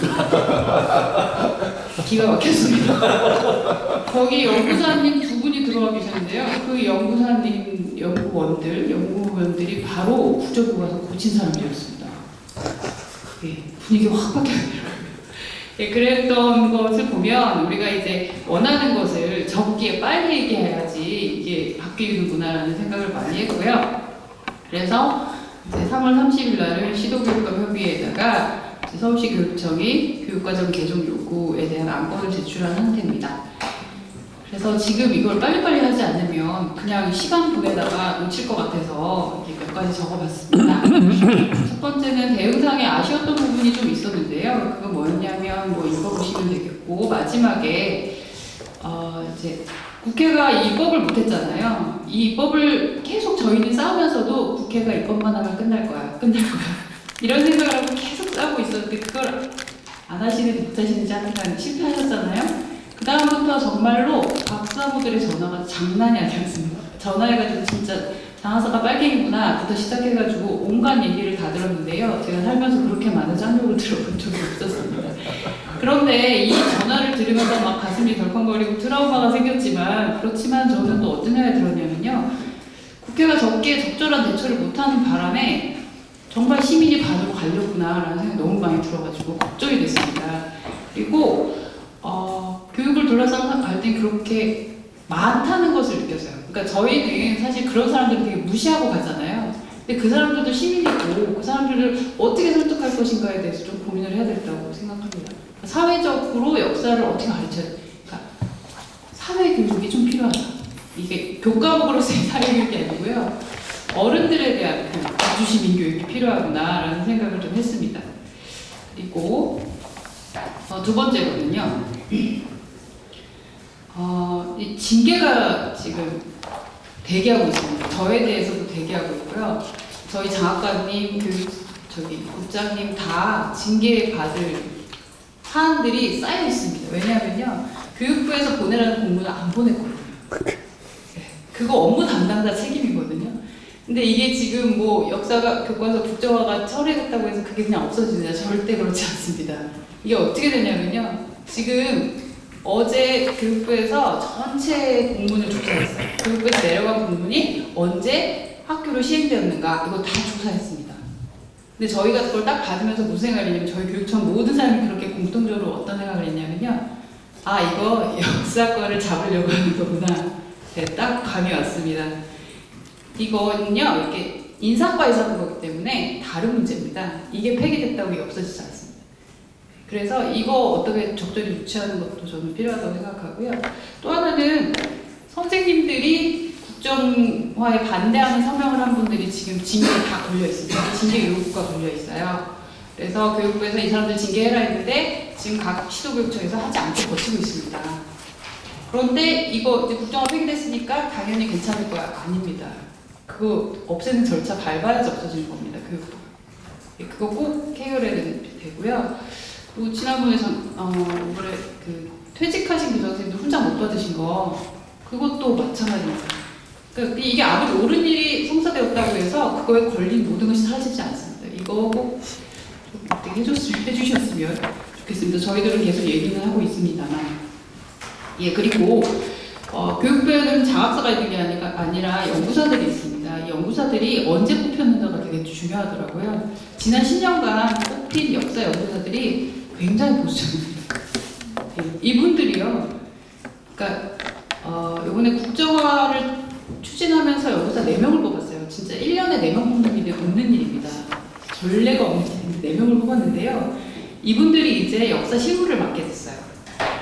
그런데 저희가 얘기하는 게 뭔 말인지 모릅니다. 예. 그러니까 왜 그렇게 해야 돼요? 이렇게 얘기해요. 아까 제가 얘기했듯이 이렇게 시도에게 자율성을 줘라 라고 얘기하면 되게 기분 나빠합니다. 예. 그런 분들이 좀 있고요. 그리고 예. 그래서 2016년까지 이 사람들은 행정가 마인드가 되게 강해요. 교육자 마인드가 아니라 행정가 마인드이기 때문에 위에서 정책으로 결정해서 예산이 책정된 일은 그대로 갑니다. 그거를 좀 어떻게 중간에서 조정할 수 있는 그게 꼭 필요하다고 생각이 들고요. 그러면 이제 교육청과 학교로 왔을 때는 시도교육청 업무 담당자들이 전문성이 있지 않습니다. 각 17개 시도교육청에 역사 담당하는 사람 중에 역사를 공부한 사람, 그러니까 역사과 출신이 4명밖에 없습니다. 1명이 저고요. 나머지 셋이 어디냐면 대구, 경북, 대전입니다. 예. 오히려 역사적 전문성을 다른 곳에 쓰시는 반대쪽으로 쓰시거든요. 그러니까 이분들이 저희가 막 이렇게 비판을 하고 이렇게 해야 된다 저렇게 해야 된다 얘기했지만 자율권을 줬을 때 진짜 제대로 할 수 있는가 그것도 좀 문제가 있는 것 같고요. 또 아까 위원장님이 그 위원회 이야기를 많이 해서 역사교육위원회를 만들었다라는 얘기했는데요. 사실은 위원회가 일을 하는 게 아닙니다. 위원회를 맡고 있는 담당 장학사가 어떤 생각을 갖고 있느냐가 되게 중요하거든요. 근데 이 역사라는 게 교육청에서 굉장히 작은 부분입니다. 수많은 과목 중에 하나고 그냥 이렇게 이슈가 되었을 때만 중요한 과목이에요. 그래서 담당 장학사 이런 건 잘 없습니다. 저희 서울밖에 없어요. 역사를 담당하는 장학사는. 그것도 좀 이렇게 진짜로 민주시민 교육으로서의 역사를 생각하신다면 그런 전문성, 담당하는 사람의 전문성이나 이런 걸 좀 보장하라고 요구하시는 것도 필요할 것 같습니다. 네, 그리고요. 이제 저희가 또 제가 걱정하고 있는 것은 저희가 올해 30주년 기념사업을 좀 많이 만들어서 그걸 이렇게 학생들하고 같이 하려고 하는데 벌써부터 그 정보를 들으신 여러 국회의원님들께서 요구자료를 제출하라고 이렇게 자꾸 전화를 하십니다. 주로 이쪽 민주당 쪽이 아니라 이제 저쪽 분들이 전화를 하고 특히 전희경 의원님 뭐 이런 분들이 자꾸 요구를 하십니다. 예, 그래서 조금 이게 뭐랄까요? 저희가 민주시민 교육을 하려면 좀 더 마음 놓고 할 수 있는 환경이 필요하지 않을까라는 생각이 듭니다. 예, 이상입니다. 수고하셨습니다. 예. 따로 뭐 정리하지는 않겠습니다. 시간도 정확하고 굉장히 현장에서 이 역사교과서 싸움을 벌인 또 다른 흥미로운 여러 가지 얘기를 많이 해주신 것 같습니다. 계속해서 역사교육 연구소장을 맡고 계시는 김익곤 선생님이 토론을 해주시겠습니다. 가급적이면 10분 이내로 해주십시오.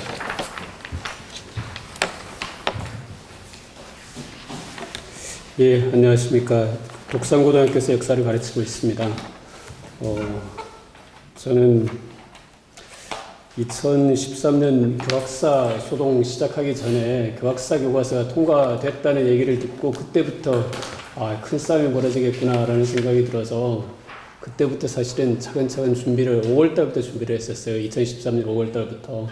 그래서 책이 나오기 전에 이제 준비를 딱 갖춰놓고 있다가 책이 딱 나오자 이제 그때부터 판이 벌어졌는데, 개인적으로 생각하면 2013년부터 거의 만 4년 다 돼가지 않습니까? 죽을 고생을 했다라고 생각하는데, 나와서 보니까 정말 죽을 고생을 한 분들이 왜 이렇게 많습니까? 다시 한번 감사드린다는 말씀을 꼭 하고 싶고요. 그리고 수많은 우리들이 함께 해왔던 이 일이 좋은 결실로 이어져야겠다라는 생각을 하고, 그래서 몇 가지 좀 정리를 해왔는데 간단하게 몇 가지만 좀 짚어보겠습니다. 첫 번째는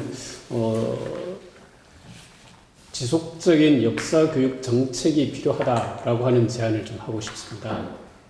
지속적인 역사교육 정책이 필요하다라는 제안인데요. 잘 보셨겠지만 우리 모두가 느꼈지만 역사라고 하는 게 한국에서는 굉장히 뜨거운 쟁점이 언제든지 될 수 있고, 이건 다른 방식으로 말하면 어떤 정치 세력이든지 어떤 시민사회에서 좌우든 어쨌든 시민사회 안에서도 정치적 동원의 수단으로 역사를 활용할 가능성이 대단히 높다라고 생각합니다. 그렇다면 역사교육 정책 이런 상황을 전제하고 역사교육 정책을 만들어 나가지 않으면 안 된다. 그런 말씀을 꼭 드리고 싶어요. 이건 저도 계속 공부를 하면서 알게 됐지만 한국 사회에만 역사 정책을 둘러싼 논쟁이 일어나는 게 아니라 선진국이라고 하는 나라들에서도 꾸준히 여러 가지 형태로 역사 전쟁이라고 할 만한 상황들이 전개되는 것을 감안하면, 그리고 이념을 둘러싼 갈등이 또 예전에 사회주의냐 아니냐 이런 방식이 아니라 하더라도, 그런 큰 흐름이 거세진다 하더라도, 큰 흐름이 약화된다 하더라도 계속해서 이런 정체성을 둘러싼 논쟁들은 이어질 것이기 때문에 상황을 전제하고 관리하는 방식으로 역사 정책을 지속적인 역사 교육 정책을 수립해야 하고, 거기에 필요한 단위들을 교육부든 교육청이든 만들어 나가야 한다라는 제안을 첫 번째 드리고 싶고요. 그 다음 두 번째는 국정교과서 폐기와 편향 부실 없는 역사교과서 보급인데, 이 이야기는 다 아는 이야기니까 그리고 오늘 누차 확인됐던 이야기니까 그냥 바로 넘어가겠습니다.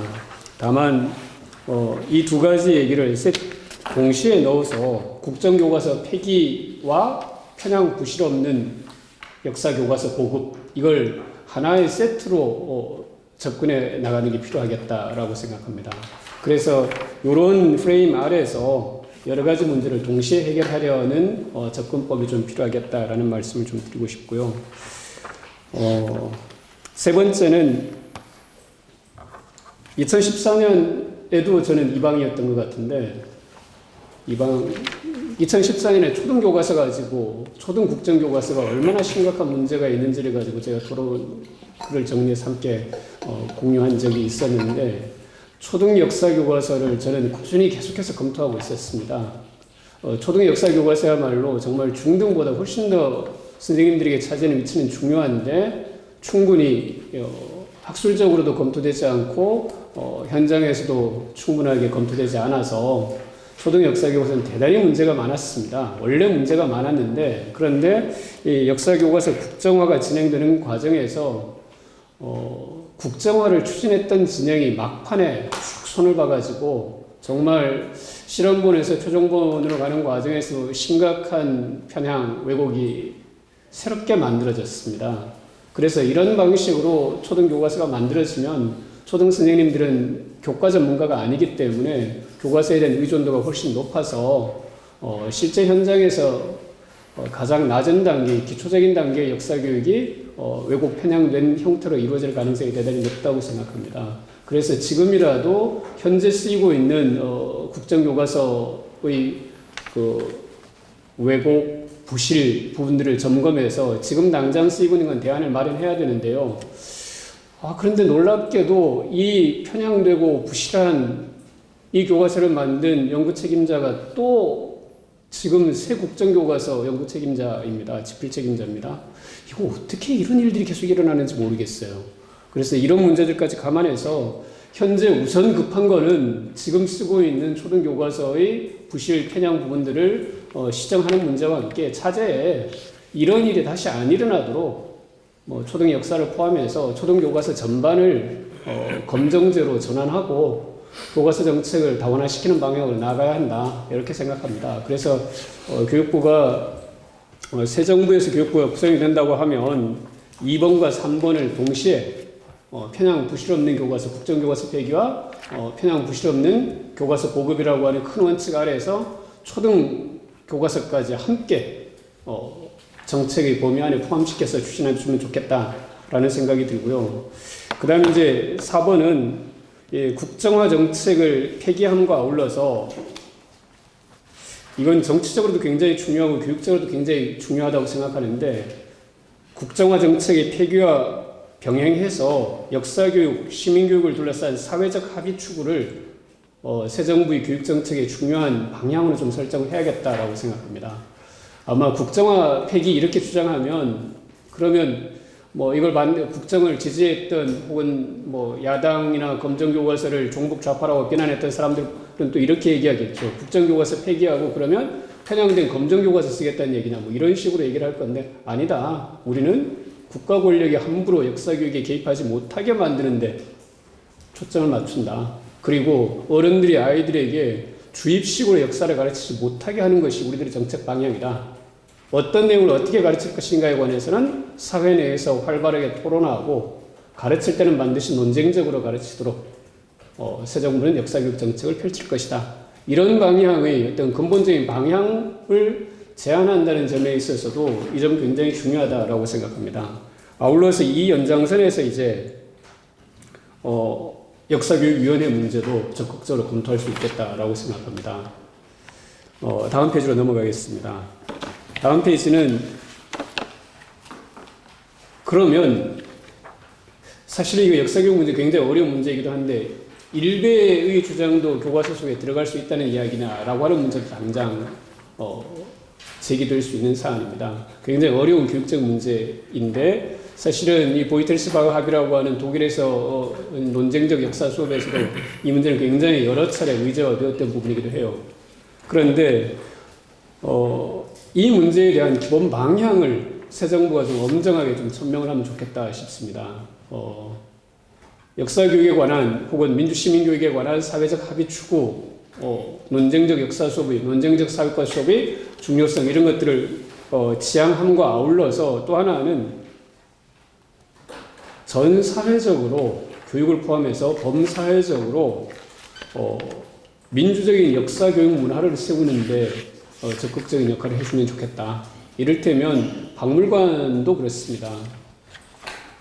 도서관도 그럴 수 있고요. 연구재단처럼 연구를 지원하는 정책도 그렇고, 민주화운동 기념사업회처럼 과거 기업과 관련된 이런 기구들도 굉장히 많습니다. 역사교육 문화와 관련된 폭넓은 시각에서 역사교육 정책을 조금 검토하는 게 필요하고, 이걸 유럽에서는 공공의 역사라는 개념을 가지고 함께 아울러서 역사 정책을 수립합니다. 그래서 교과서 역사뿐만이 아니라 교실 밖 역사 혹은 시민 역사, 사회적 차원의 역사교육 문화 추구, 역사교육 문화, 그리고 이것이 이제 대한민국 국가가 민주 평화 추구를 어떤 정부가 지향할 어떤 교육적 가치 혹은 정치적 가치로 세워나가는 과정으로 진행을 하면 좋겠다. 마침 올해는 6월 항쟁 30주년, 내년은 정부 수립 70주년, 그리고 분단 70년. 정부 수립 70년, 분단 70년. 그 다음 2019년은 민주공화제 100년. 이런 식으로 한 3번 정도의 중요한 사업들을 시민 역사교육 혹은 역사교육 문화의 새로운 역사교육 문화의 구축, 이런 차원에서 정부가 좀 적극적으로 추진한다면 이런 것과 사회적 합의와 교과서를 고쳐나가는 작업들을 동시에 진행해 나간다고 하면 최근에 있었던 최근 한 뭐 몇 년 사이에 있었던 역사 교육을 둘러싼 정치적 갈등을 바람직한 방향으로 변화시켜 나가는 어떤 동력으로도 삼을 수 있겠다라고 생각합니다. 여섯 번째 이야기는 역사 교육의 내용과 형태에 관한 기초 연구 확대인데, 교육부가 좀 적극적인 문제의식을 가지고 진행을 좀 하면 좋겠다라고 하는 건데, 교육과정은 보통 누가 들어가서 시안을 잡느냐에 따라서 우연히 결정되는 경우가 많습니다. 초등교과서의 내용은 교육부가 대표 집필자를 누구로 섭외했느냐에 따라 좌우되는 경우가 많습니다. 이건 거의 입증할 수 있는 팩트입니다. 이러면 안 되겠다라는 거죠. 그래서 기초연구를 탄탄하게 진행하고, 그리고 국정화 시대에 만들어져 있었던 그런 내용 선정 기준이나 교과서 형태를 좀 넘어서서 새로운 것들에 관한 합의와 전문성, 이런 것들을 바탕으로 만들 수 있도록 진행하면 좋겠다라는 생각이 들고요. 최근에 비상대책위원회가 잘 모범을 하나 보였다고 생각을 하는데, 역사교육 전문가들의 참여를 바탕으로 시민사회와 소통하는 역사교육 정책을 수립하기 위해서 지금까지 진행했던 주요 역사교육 정책들에 대한 정책 감사를 반드시 실시를 하고, 그래서 책임자에게 책임을 묻는 것과 아울러서 그 시스템 자체가 사실은 일정하게 갖췄었는데 완전히 엉망이 됐죠. 그래서 이런 시스템에 대한 검토 작업을 바탕으로 해서 새로운 역사교육 정책 거버넌스가 만들어지는 게 필요하겠다, 이런 말씀을 드리고 싶습니다. 여기까지 하겠습니다. 예, 마지막으로 전국역사교사 모임의 김태호 회장님 토론 부탁드립니다. 네, 안녕하십니까. 경기도의 양주구단에서 근무하고 있는 김태호라고 합니다. 제가 사실 교사 모임 대표가 작년 1월달에 됐었는데요. 그때가 국정교과서가 이제 방침이 정해지고 나서 한 2달 정도가 지났을 때였고, 그리고 2016년도에는 국정교과서가 개발이 되는 한 해였습니다. 제가 사실 개인적으로 임기가 이제 2년이라 내년 1월까지가 이제 있었는데, 예상대로였다면 원래 박근혜 정부는 2028년 2월달에 그만두는 걸로 되어 있었는데, 이렇게 좀 상당히 예상치 못한 상황이 생겼고, 또 그러다 보니까 국정교과서의 이러한 그 반대 운동이 제가 임기 동안 내내 할 거라고 생각을 했는데, 이렇게 국정교과서를 넘어선 이런 대안을 얘기하는 이런 자리까지가 올 거라고 사실 그때는 생각을 못 했었습니다. 그래서 저는 임기 동안에는 잘 싸워서 막아내는데 어떻게든 주력을 하자라고 생각을 했었기 때문에 그 이유에 대한 고민을 사실 깊게 하지 못했고요. 또 그동안 이제 물론 거기에 대한 그 국정교과서 체제가 현장 학교의 역사 선생님들에게 어떠한 막대한 피해를 줄 것인지 충분히 예상되고, 또 그것을 최소화시키면서 국정교과서를 넘어설 수 있는 대안의 역사교육을 위한 고민을 해야 된다라는 그러한 문제의식들은 계속 가지고 있었습니다. 그러나 이제 국정교과서 체제 자체가 가지는 그러한 그 프레임이 워낙에 엄중하기 때문에 사실 이것을 교사 차원에서 극복하는 것이 얼마 정도 될지 사실 좀 교사 모임 회장을 맡고 있는 입장이었지만 사실 조금 걱정되는 부분도 많았습니다. 사실 국정교과서 때문일 수도 있지만 한편으로는 현재까지 우리나라의 역사교육에 대해서 다시 한번 생각을 해보게 되는 그런 계기가 됐던 것도 사실이거든요.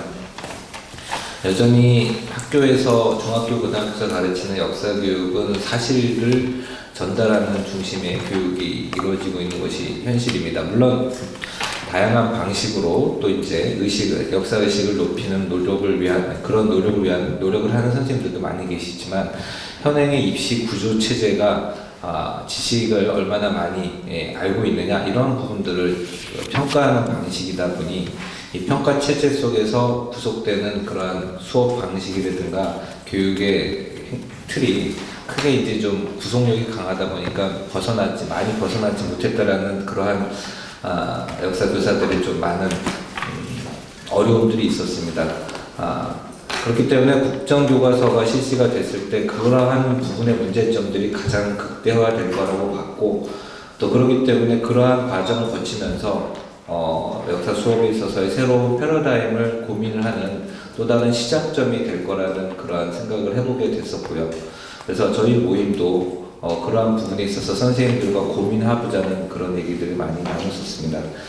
그런데 이제 빠르게 이렇게 제가 임기도 끝나기 전에 국정교과서가 사실상 없어질 수 있는 상황까지 온 것에 대해서 무척 감사의 말씀을 드리고, 또 이렇게까지 올 수 있도록 국회를 비롯해서 시민사회단체 그리고 국민적인 영혼이 그 성원이 있었기 때문에 막아내지 않았나라는 생각이 들면서 아까도 말씀드렸던 모든 분들의 말씀처럼 저 역시 굉장한 감사의 말씀을 드리고 싶습니다.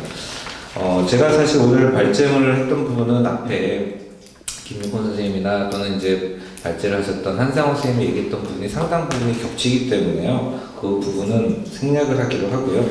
교사의 입장에서 추후에 이렇게 되었으면 하는 부분들에 대해서만 두세 가지 정도만 말씀을 드리고 마무리하도록 하겠습니다. 그중 이제 제일 첫 번째 말씀드리려고 하는 것은 이제 교육과정 개정에 대한 언급을 좀 했었지만, 이 교육과정의 개정의 방향, 역사과 교육과정의 개정에 대한 방향이 단순히 이제 내용 요소적인 측면에서의 개정도 중요하지만, 구체적으로 향후의 역사 교육 교수 학습 방법론에 대한 측면에 있어서도 상당한 방향의 변화를 가져와야 된다라는 생각을 해보게 되고요. 그것이 이제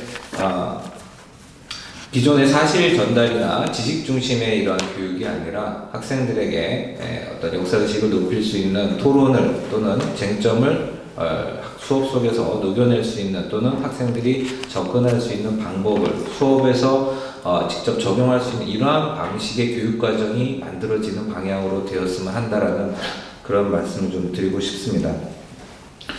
실제로 학생들은 이제는 최근에 4차 혁명이다 이런 얘기도 많이 하지만, 지식 자체가 또는 역사의 과거의 사실 자체가 이제는 많이 알고 있느냐 모르고 있느냐 자체가 중요한 게 아니라, 이것을 어떻게 우리가 이해를 하고 그래서 어떻게 받아들이면서 다른 사람들과 공유하고 또 미래를 좀 더 전망하느냐, 이러한 의식으로 나가야 되는데, 현재 교육은 아직도 그런 부분에 있어서는 전혀 담보하고 있지 못했는데, 새롭게 만들어져야 되는 교육과정은 이러한 내용들을 분명히 담아낼 수 있는 방향으로 가야 된다는 점을 좀 말씀을 좀 드리고 싶어서요. 검정 시스템으로서의 간다 하더라도 교과서의 구성 방식, 운영 방식, 그 다음에 구성 체제에 대한 고민들이 이러한 부분들을 좀 생각을 해줬으면 하는 그런 얘기를 말씀을 드리고 싶습니다. 그리고 이제 두 번째는 그와 연관된 부분인데요. 사실 28페이지 그 역사과 교육과정 개선에 대한 얘기를 계속 하는 부분인데, 이것이 단순히 이제 교육과정은 사실 교과서의 어떤 구성 방식만이 연관이 되는 게 아니라 전체 교육의 시작부터 마지막 끝까지에 있는 부분들 모두 총괄하는 하나의 틀입니다.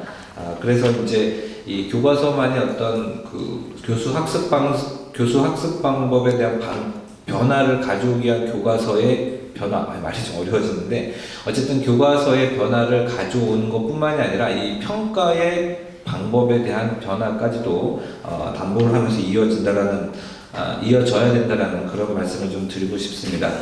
그것이 이제 기존의 수능 중심의 이러한 체제가 아닌, 좀 더 사실 수능 체제가 필수화됐기 때문에 역사과가 좀 더 학교에서 좀 호응을 받는 측면이 없잖아 있지만, 실질적으로 역사 교육의 근본적인 목적 자체는 수능에 대한 그런 지식을 많이 알려주는 게 아니거든요. 오히려 이제 좀 더 장기적으로 나아가서는 이 평가의 방식이 국가 수준의 평가보다는 교사별 평가로서의 형태로 이어지면서 교사의 수업과 그 다음에 평가가 좀 일체화되는 방식으로 가야 된다라는 형태까지도 좀 이루어지는데, 현재까지 문제는 이게 지금 당장의 과제라기보다는 이러한 방향을 가면서 이러한 모델을 만들어내고 사례를 만들어내고, 그리고 그러한 것들을 그러한 것들을 만들어내기 위한 연구들이 상당히 많이 필요로 하는 상황이라고 봅니다. 현재 이 기초 연구도 아까 부족하다는 얘기는 김윤권 선생님께서도 말씀을 드렸는데요.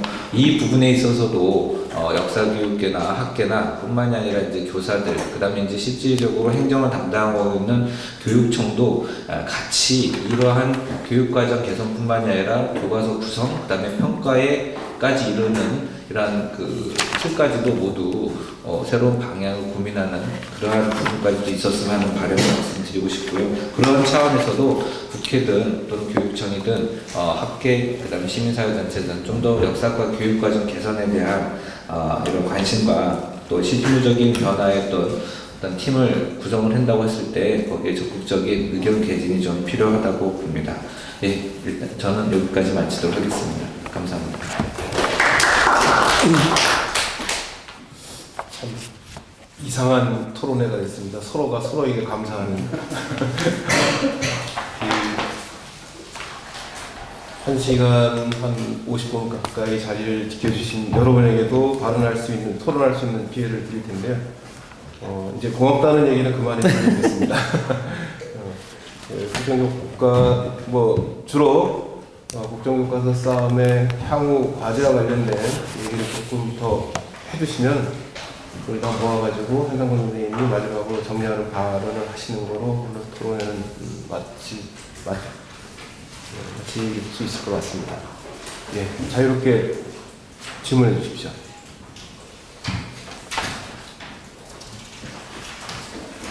질문은 아니고요. 네.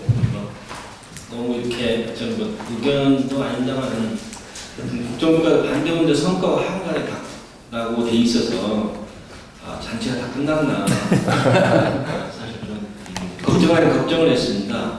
왜냐하면 아직 현실적으로 국정교과 모시는 아직 철회되거나 폐지되지 않았다는 것은 명백한 것이고 또 역사적으로든지 아니면 우리가 사법적으로도 아직은 국정교과서라고 하는 것에 대한 평가들은 아직은 결심한 단계는 아니지 않는가라는 그런 좀 생각이 들었어요. 그러나 어쨌든 이제 어느 정도의 그 마지막 숨이 남아있는 상황에서 우리가 현재 상황을 점검하고 향후에 무엇을 할 것인가라고 하는 고민을 조망한다는 점에서 여전히 의미가 있다고 생각을 합니다.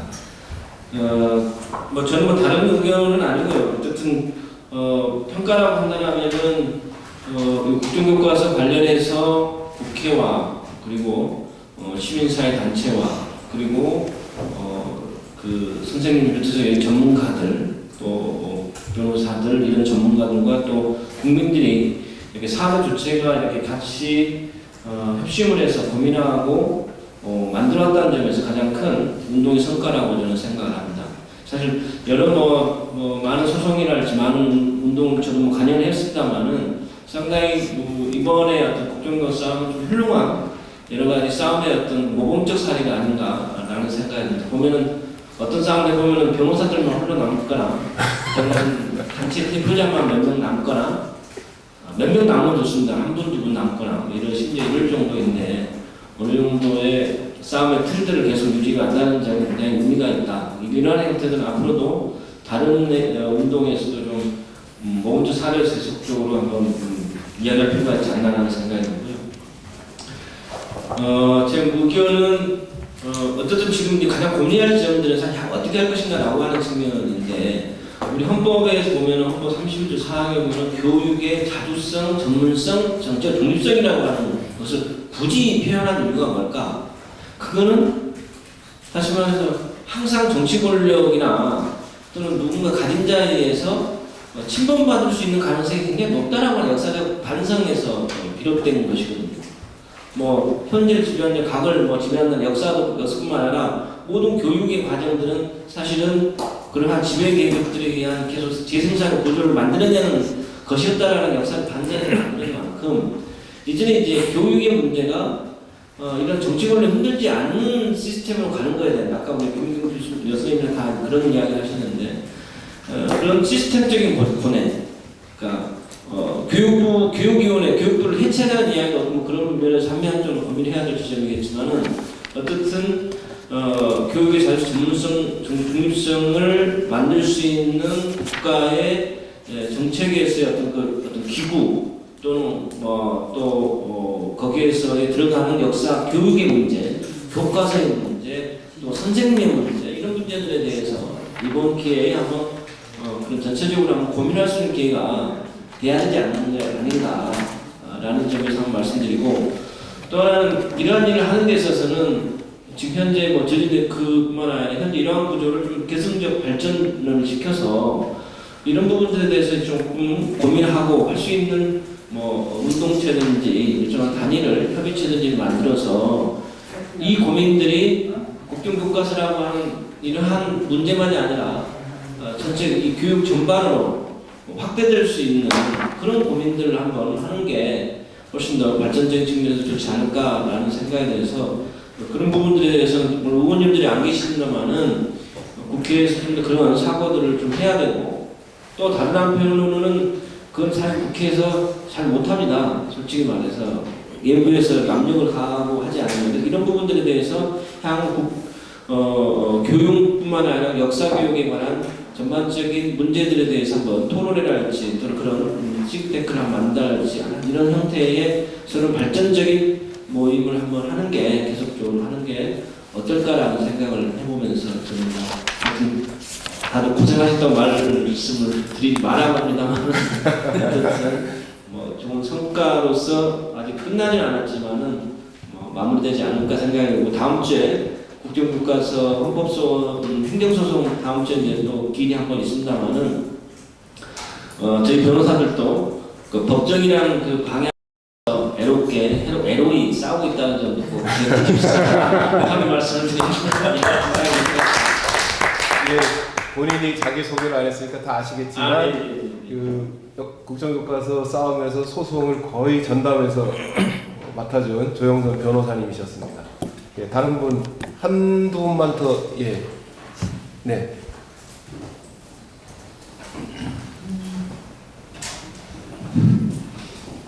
제가 여기 지나가다 보니까 제목 보고 많이 느꼈던 거고 평소에 생각했던 걸 짤막하게 무슨 말씀을 드리겠습니다. 역사 문화를 제대로 가진 민족은 흥망의 씨앗이 있습니다. 그러나 국민과 국토는 없어도 언젠가는 씨앗이 돼서 살아날 수 있다고 봅니다. 저는 나이가 먹었지만은 국가관이나 이런 것은 분명히 국민에게 조율이 있어야 됩니다. 그런데 문제는 일본의 역사를 지금까지 어디 학교가 하나 있다고 하는 것은 그 어떤 이해가 사전에 보다도 잘 이해를 못하는 것 같아요. 제대로 국민이라면은 역사가 얼마나 중요합니까? 위안부 문제, 독도 문제 이런 거 판단해야 세계가 지금은 부정하지 않습니까? 사드 문제도 언젠가 보니까 미국에서도 별로 하지 않는 게 트럼프가 아주 그 자기 나름대로 왕따 시키고 뭐 하려고 하는 것도 같아요. 그래서 우리는 대한민국이라고 국민이 살아왔던 거고 선조가 살았던 거고 우리 후배께 살아 수 있는 것은 분명히 해야 됩니다. 어느 집권에 의해서 언제나 하는데 이번 신문을 보니까 거의 마무리 되는 것 같습니다. 그래서 여기 계신 국회의원이나 여러분들이 저보다도 더 잘 알겠지만은 저는 나이가 먹은 사람이지만은 분명하게 나이 먹었든 안 했든 우리 민족의 생활권이 있기 때문에 경고해야 될 시간에서 제가 한 말씀 드리겠습니다. 감사합니다. 네, 고맙습니다. 더 안 계신가요? 예. 네, 한국전자민주에서 일하고 있는 조동문입니다. 오늘 토론을 잘 들었고요. 뭐 다 아시겠지만 역사교과서에 이제 고대사나 뭐 중대사는 관련 전공했던 분들의 전문가들에 의해서 합의해서 집필하고 서술하는 것 같은데 우리가 이제 지금 계승 문장하고 있는 뭐 근대 현대사는 아무래도 관련 전공 전문가들이 아니고 정치적 영역에서 이게 논쟁하다 보니까 이런 왜곡이나 변형된 시각으로 하는 것 같은데, 이 향후에 이것이 정치적 영역이 아니고 과연 이 전공을 했던 전문가들 위주로 역사 교과서를 만들 수 있는 그런 어떤 가능성이 있는지, 그렇게 한다고 하더라도 어떻게 앞으로 향후 과제를 담아서 앞으로 이루어낼 수 있는지, 그것이 좀 궁금합니다. 예, 조동문 선생님 질문에 대한 답까지 포함해서 하여튼 한상권 선생님이 좀 간단히 정리를 해주시고요. 예. 예.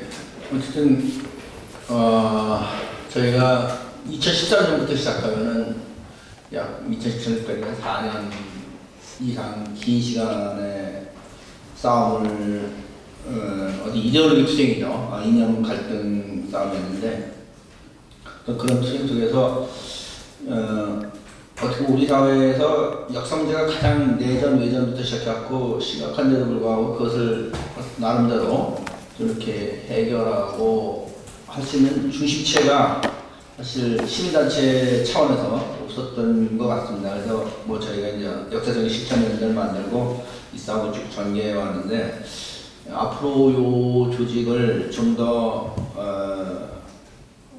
활성화시켜갖고 우리 사회에서 역사 문제에 대해서는 우리가 아까 한번 말씀드렸는데 2019년이 우리가 민주공화국을 선언한 지 100주년이 되는데, 그때 거기에 걸맞는 어떤 민주시민 교육을 할 수 있는 그런 그 역할을 할 수 있도록 여러 시민사회단체, 법조계, 교육감, 정치계 전문가들과의 그런 연결하시는 컨트롤 타워 역할을 좀 하는 것이 의미가 있다, 이렇게 생각이 들고요.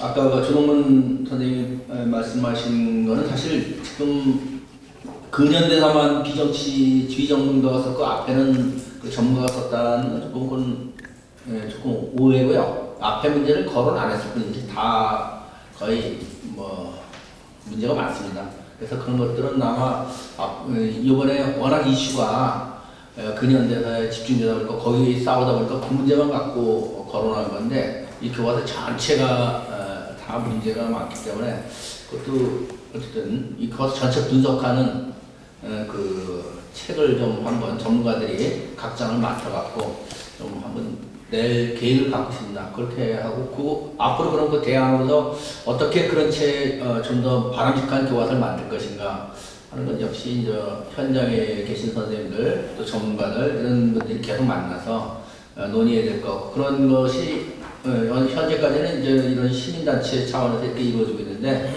저희가 현재 앞으로 정권이 많이 바뀌게 되면은 국가 차원에서 뭐 가치입니다. 이건 역사교육위원회라든지 이런 거를 제안해갖고 독립적 기구로 만들 제안을 하려고 해서 지난번에 사원이 일당 보니까 깨겠고, 그 나온 얘기를 좀 정리해갖고 그 여러 학회가 좀 제안 형태로 해갖고 다음에 대선에 모든 후보들한테 다 제안을 할 생각입니다. 그래갖고 만일 뭐 받는 후보가 이렇게 되면 그런 후보가 당선되고 되면은 정치권 제도적인 차원에서 어떤 우연을 만들어갖고 거기에 여러 가지 문제를 논의할 수 있는 시스템이 될 것 같아요. 지금 저는 이렇게 사실 뭐 기구가 만들어졌지만 이건 어디까지나 임의적인 기구니까 예산도 없고 집행력도 없고 또 결정력도 없기 때문에 그거보다 한 단계 더 넘어서는 그런 조직을 만들어서 역사교육 문제 전반적인 걸 좀 다뤄야 하지 않을까 하는 것이 지난번에 저희가 한번 모여서 논의였는데 좀 더 구체화시킬 생각입니다. 예, 감사합니다. 예, 짧은 시간이지만 여러분이 좋은 얘기를 해주신 것 같습니다. 제 나름대로 정리를 하자면 향후 과제라는 점에 초점을 맞춰서 제 나름대로 정리를 하자면은 당장 지금 교육부에서 추진하고 있는 교과서 개발 과정은 중단돼야 한다는 원칙에 다들 동의를 하는 것 같습니다. 그리고 가급적이면은 한 2020년 정도에 새로운 교과서가 나올 수 있도록 체제를 정비할 필요가 있다. 이게 의견의 합의를 본 게 아닌가 생각이 됩니다. 또 하나는 이번 국정교과서 싸움을 계기로 해서 역사교육의 전반적인 시스템을 좀 전면적으로 손볼 필요가 있다. 이런 부분에 대해서도 대체로 동의가 이루어진 것 같습니다. 그리고 더 나아가서는 그 역사 교육을 위한 뭐 명칭이 무엇이든지 간에 뭐 역사 교육위원회가 되든 뭐 명칭이 무엇이든지 간에 좀 역사 교육을 위한 새로운 조직이 필요한 것은 아닌가. 시민사회 차원의 조직이라기보다는 시민사회와 전문가들 그리고 그것을 뒷받침하는 뭐 정부 이런 것들이 서로 어우러지는 그런 조직이 필요한 것이 아닌가 하는 의견도 대체로 많이 나온 것 같습니다. 이제 개인적으로는 하나 이제 빠진 게 있다면은 세 번째 향후 과제와 관련해서 이제 김태호 선생님이 발제문에는 여러 차례 언급을 했는데 실제 말씀을 안 하시더라고요. 어쨌거나 역사 교육에 국가 권력, 정부 권력이 개입하는 것을 원칙적으로 막아야 된다는 그런 일정한 합의가 앞으로 필요한 것이 아닌가. 그것은 새로운 정부가 출범한다고 하더라도 새로운 정부도 역사 교육에 권력을 앞세워서 개입하는 것을 막아야 된다. 어떤 권력이든지 정치 권력도 역사 교육에 개입하는 것은 막고 역사 교육은 역사 교육의 전문가에게 맡겨야 된다는 그런 그 선언을 이끌어내는 것이 굉장히 중요하지 않나 생각을 합니다. 조영순 변호사님이 말씀하신 것처럼 아직 국정교과서 싸움은 아직 막을 내리지 않았습니다. 야구 경기로 비교하자면 지금 우리가 뭐 단타의 홈런, 말로 홈런까지 쳐서 한 30대 0으로 앞서고 있는데 상대방은 8회 말까지 노히트 논으로 눌리고 있는데 아직 9회 말 경기가 안 끝났습니다. 그래서 우리가 이길 것이 거의 확실하지만 아직 경기는 안 끝났고요. 그래서 경기가 끝날 때까지 우리는 그래도 계속 사태를 주시하면서 마지막까지 이 싸움을 이길 수 있도록 최선의 노력을 마지막까지 해야 되지 않나 생각을 합니다. 2시간 동안 토론에 같이 해주신 여러분께 감사드리고요. 국정교과서 싸움에 함께해서 영광이었습니다. 감사합니다. 감사합니다.